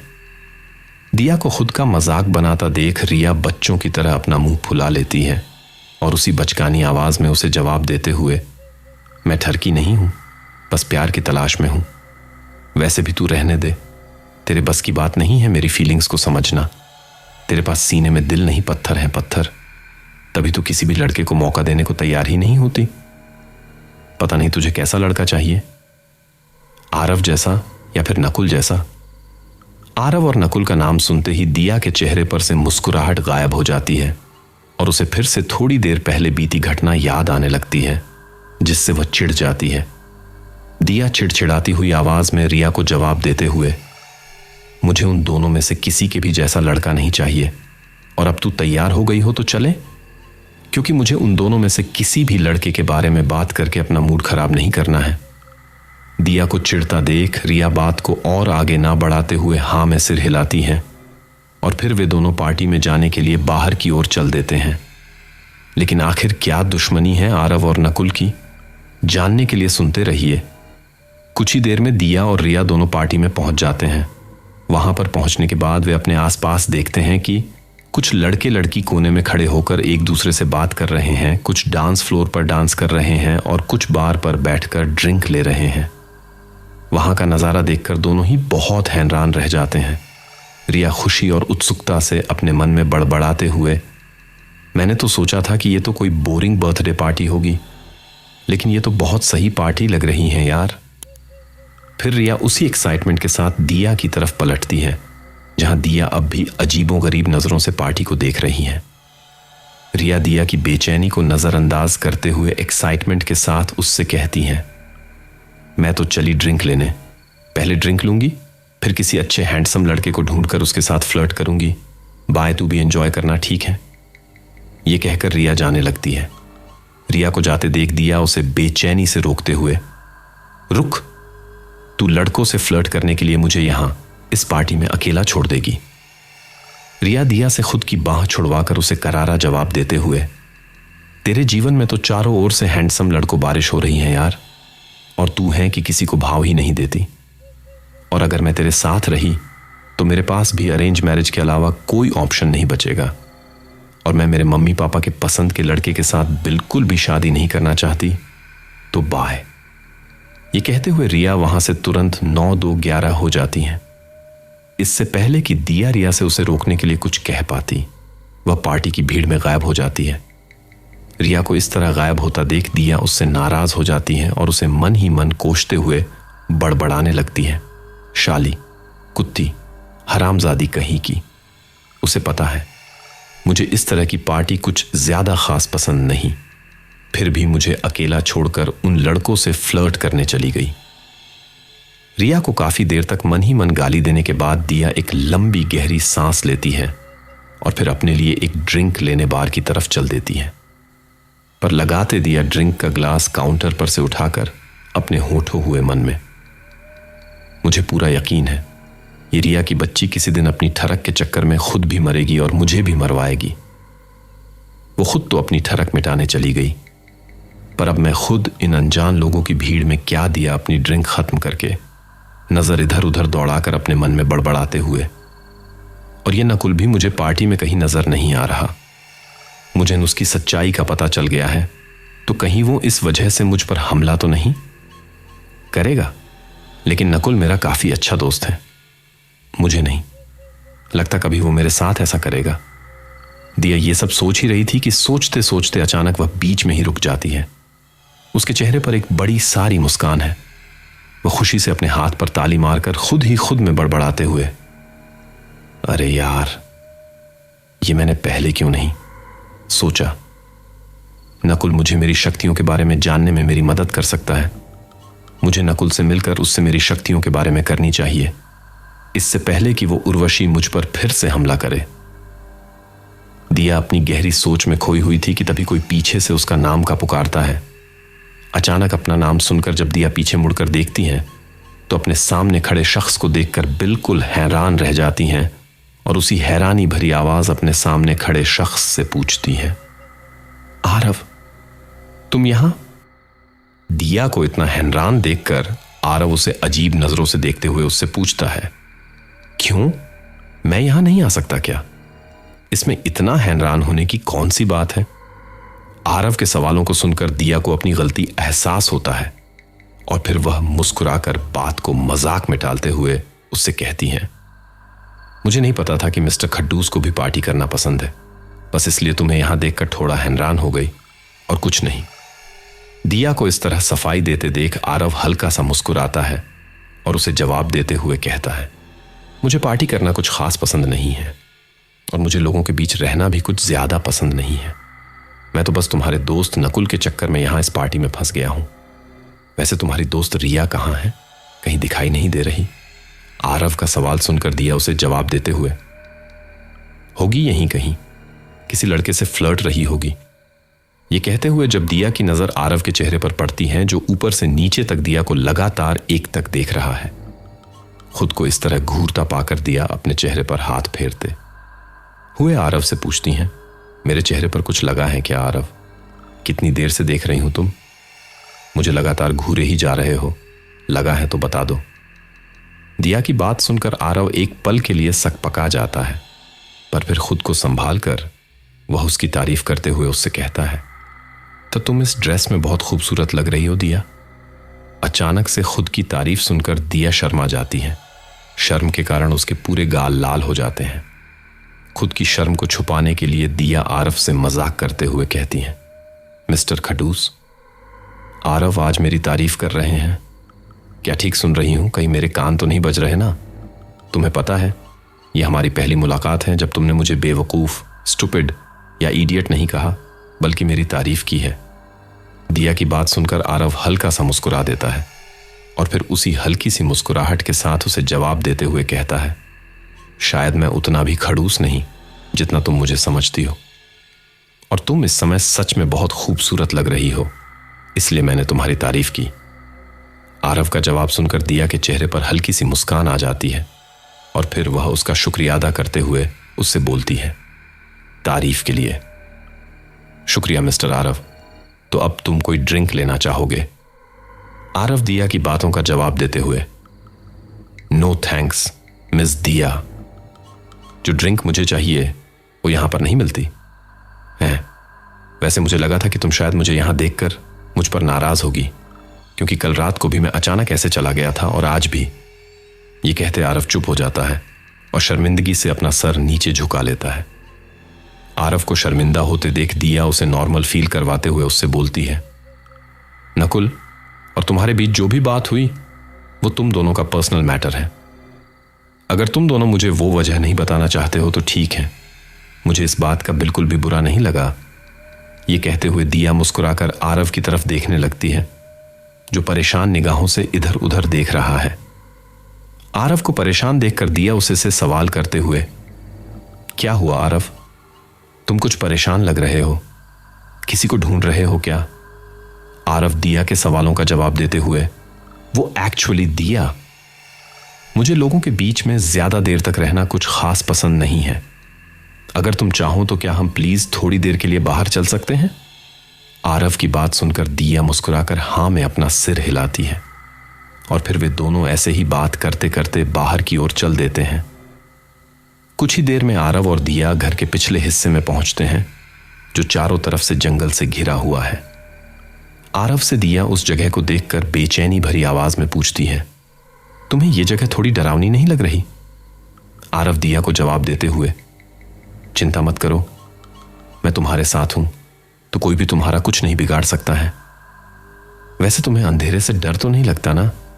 अगर लगता है तो तुम चाहो मेरा हाथ पकड़ सकती हो, मैं बुरा नहीं मानूंगा। ये कहते हुए आरव शरारती ढंग से मुस्कुराने लगता है। दिया आरव को उसकी बातों का करारा जवाब देते हुए, नो थैंक्स, मुझे नहीं बल्कि रिया को अंधेरे से डर लगता है। मुझे खुद को अच्छे से संभालना आता है, तो मुझे तुम्हारा हाथ पकड़ने की कोई जरूरत नहीं है। अच्छा, वैसे उस रात तो तुम मुझ पर बड़ा नाराज हो रहे थे जंगलों में घूमने के लिए, और अब खुद मुझे यहां ले आए। अचानक इतना हृदय परिवर्तन कैसे? दिया का जवाब सुनकर आरव एक पल के लिए उदास हो जाता है, पर फिर खुद को संभालकर दिया से फ्लर्ट करते कहता है, मिस दिया, अगर मैं कहूं इस बदलाव के पीछे की वजह तुम हो तो? वैसे मैंने पहले तुम्हारे साथ बहुत बुरा बर्ताव किया है ना, उसके लिए सॉरी। आरव की बात सुनकर दिया अपनी एक उंगली ठोड़ी पर सोचने का नाटक कर कर उससे कहती है, वैसे मैं तुम्हें एक शर्त पर माफ कर सकती हूं। दिया की यह बात सुनकर आंख उसे गौर से देखने लगता है, जैसे वह उससे उसकी शर्त के बारे में पूछ रहा हो। आरव के एक्सप्रेशंस को समझकर दिया अपनी बात आगे कंटिन्यू करते हुए बोलती हैं, तुम्हें मुझे मिस दिया की जगह सिर्फ दिया कहकर बुलाना होगा। और वैसे ठीक से देखा जाए तो हमारी शुरुआत में मुलाकातें जिस तरह हुई उसमें हम दोनों की ही गलती थी। मैंने भी तुम्हें बहुत कुछ बोला था, इसलिए मेरी तरफ से भी सॉरी। दिया की बातें सुनकर आरव हल्का सा मुस्कुरा देता है और फिर उसी की तरह सोचने का नाटक करते हुए उससे कहता है, फिर तो तुम्हें माफ करने के लिए मेरी भी एक शर्त है। आरव को इतना सीरियस देखकर दिया गौर से उसे देखने लगती हैं और उससे सीरियस होते हुए पूछती हैं, कैसी शर्त? दिया को अचानक इतना सीरियस देखकर आरव हंस देता है और मुस्कुराते हुए उससे कहता है, तुम्हें भी मुझे मिस्टर आरव की जगह सिर्फ आरव कहकर बुलाना होगा। वैसे तुम्हें पता है, तुम ऐसी पहली लड़की हो जो मेरे हैंडसम चेहरे को देखकर इंप्रेस नहीं हुई। मुझे तुमसे पहले कभी किसी लड़की ने इतना नहीं सुनाया है जितना तुमने। आरव की बात सुनकर दिया हंस देती है और उसका मजाक बनाते हुए कहती हैं, हैंडसम और तुम? लगता है वो लड़कियां अंधी होगी, वरना तुम्हें कौन हैंडसम कहेगा। ये कहते हुए दिया फिर से खिलखिलाकर हंसने लगती है। दिया का जवाब सुनकर आरव हैरान रह जाता है और उसी हैरानी भरी आवाज में उससे पूछता है, मैं तुम्हें हैंडसम नहीं लगता? थोड़ा सा भी नहीं? ये कहते हुए आरव हैरानी से दिया को देखता है और वह फिर से खिलखिलाकर हंसने लगती है। तुम्हें पता है, तुम बहुत क्यूट हो मिस्टर खडूस। ये कहते हुए दिया मुस्कुराकर आरव के गाल खींचने लगती है। तभी अचानक आरव दिया की कमर पकड़कर उसको अपने करीब खींच लेता है। अचानक से आरव के खींचने के कारण दिया उसकी बाहों में जा गिरती है और दोनों के दिल की धड़कन तेज हो जाती है। आरव दिया के आगे आ रहे बालों को पीछे कर कर उसकी तारीफ करते हुए कहता है, और तुम बहुत खूबसूरत हो दिया। ये कहते हुए आरव मुस्कुराकर दिया का चेहरा अपने दोनों हाथों में थाम लेता है। वह धीमे धीमे दिया के करीब बढ़ने लगता है। तभी दिया को किसी के गुर्राने की आवाज आती है। ये आवाज तो दोस्तों ये थी हमारी आज की कहानी। लेकिन आखिर अचानक से वो किसके गुर्राने की आवाज आई थी? अब आगे क्या होगा? मैं जानता हूं इस वक्त यही सब आपके मन में भी चल रहा होगा, लेकिन इससे आगे का आपको इस कहानी के पार्ट 2 में जानने को मिलेगा। लेकिन उससे पहले आप लोग कमेंट करके मुझे ये बताओ कि आपको इस कहानी का ये पहला पार्ट कैसा लगा। अगर अच्छा लगा है तो प्लीज़ चैनल को सब्सक्राइब करना ना भूलें